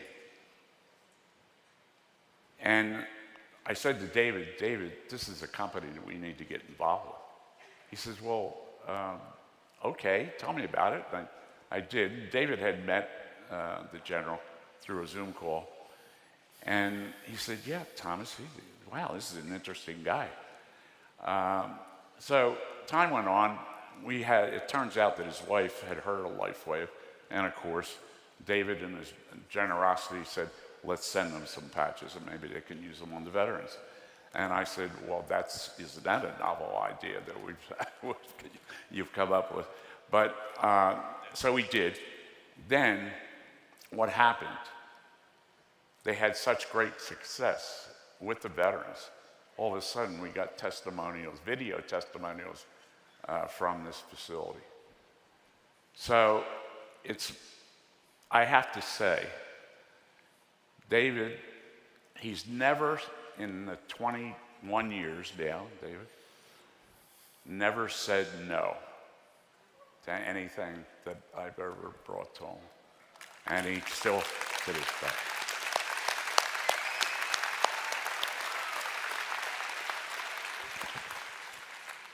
And he said to me, I said, David, this is recently now, fast forwarding into September. And I said, David, we've been invited to participate in an event, a grand opening event of an arena up in Virginia at the National Center for Healthy Veterans.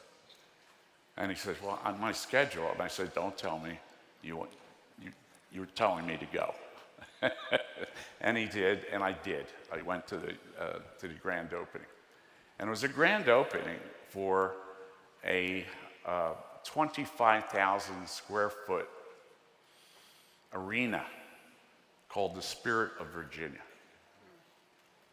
And in this arena, they conduct horse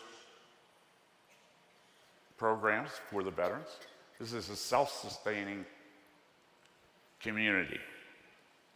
They are so successful with this facility. So I went up to this ribbon cutting, and we were up there for 3 days. And meeting these veterans and seeing the smiles on their faces from what Lifewave has helped them in was fantastic.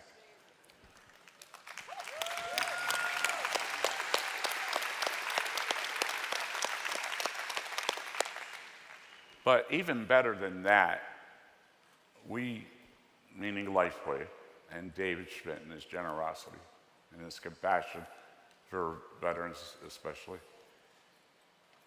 he said, the general said to me, Thomas, I don't know how to thank you and David for what you're doing. In any event, what transpired, Lifewave has a memorial there now because there's a 2-story viewing gallery inside this arena with the Lifewave date on it.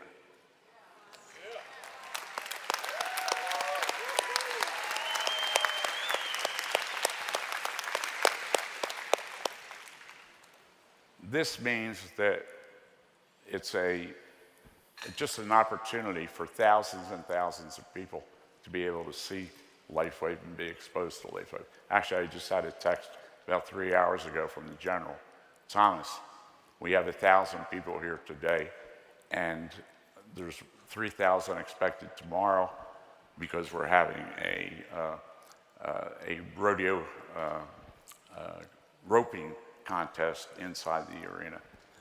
And I was elated. I said, that's fantastic. He says, yeah, there's only people here from 11 states. So from those people from the 11 states are going to see Lifewave and see how it's demonstrated. So, and I think we have some slides or something that we can show. Yes? so Thomas, one thing that you and I would like to do to show our appreciation, I know Meredith feels the same way. This is off schedule, but we want to take a moment to thank all of the veterans that are here today that live in service to protect our lives.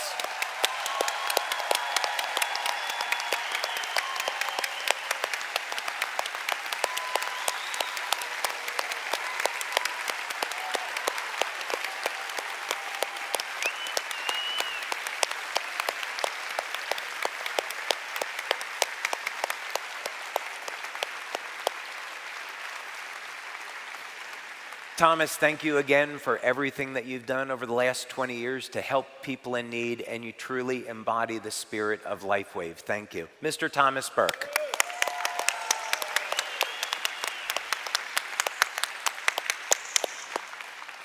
So now we get an opportunity to present some humanitarian awards for people in our community. This award is especially meaningful because it reflects the true heart of our community. We'll always have products and a business opportunity, but our culture of giving back and helping those in need is always going to define us.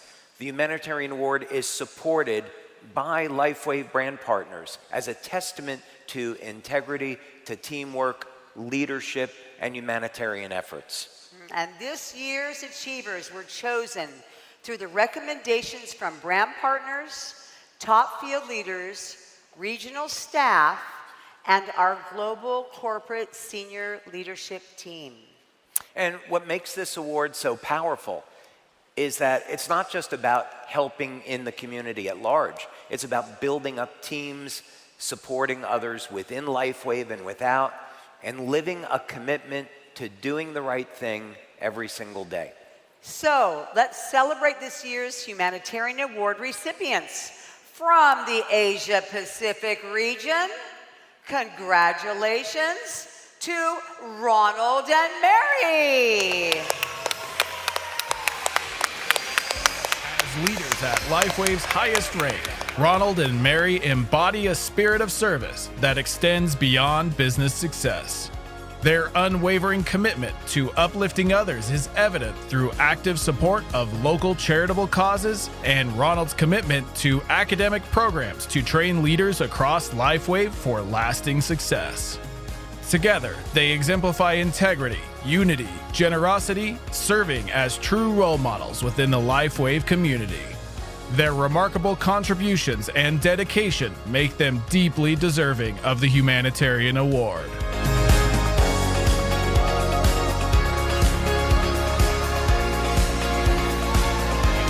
Thank you very much. Thank you.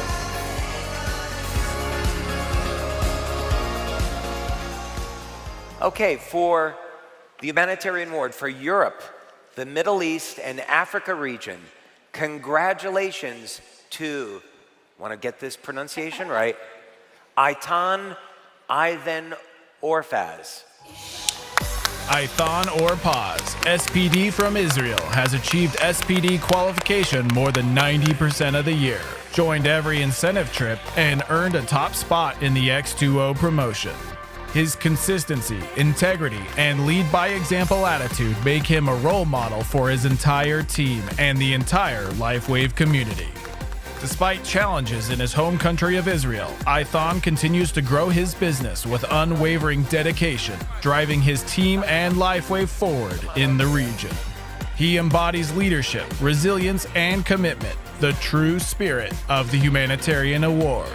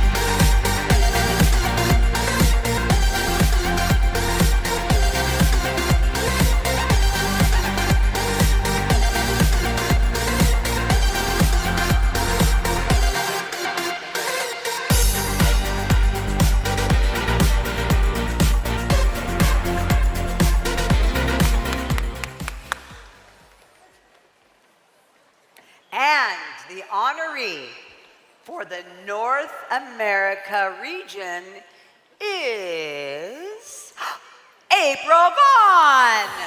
April lives with integrity, uniting others through teamwork and quietly inspires through service. After being directly affected by Hurricane Helen and losing power for 11 days, she stayed in contact with her team, offering encouragement that kept many active and motivated. She also provided Lifewave patches to her community during that time. Beyond crisis situations, April sponsors youth missionaries and supports a local animal rescue. Her selfless leadership, generosity, and commitment to others exemplify Lifewave's values.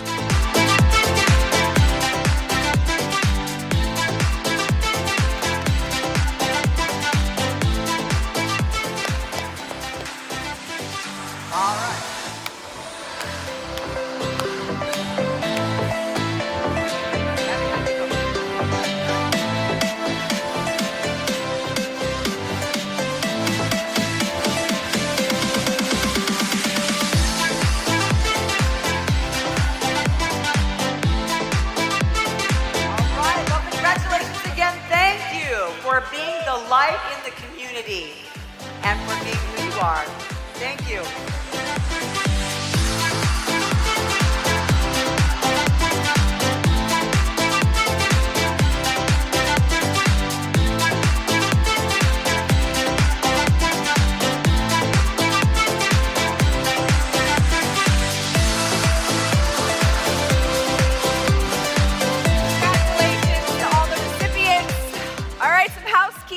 If you exit the arena in Hall A, you're going to need to go back through security and be back in your seats by 1:30 when we'll kick off the final session of this amazing conference. All awards must be picked up by 1:30 today in Hall A. We will see you then.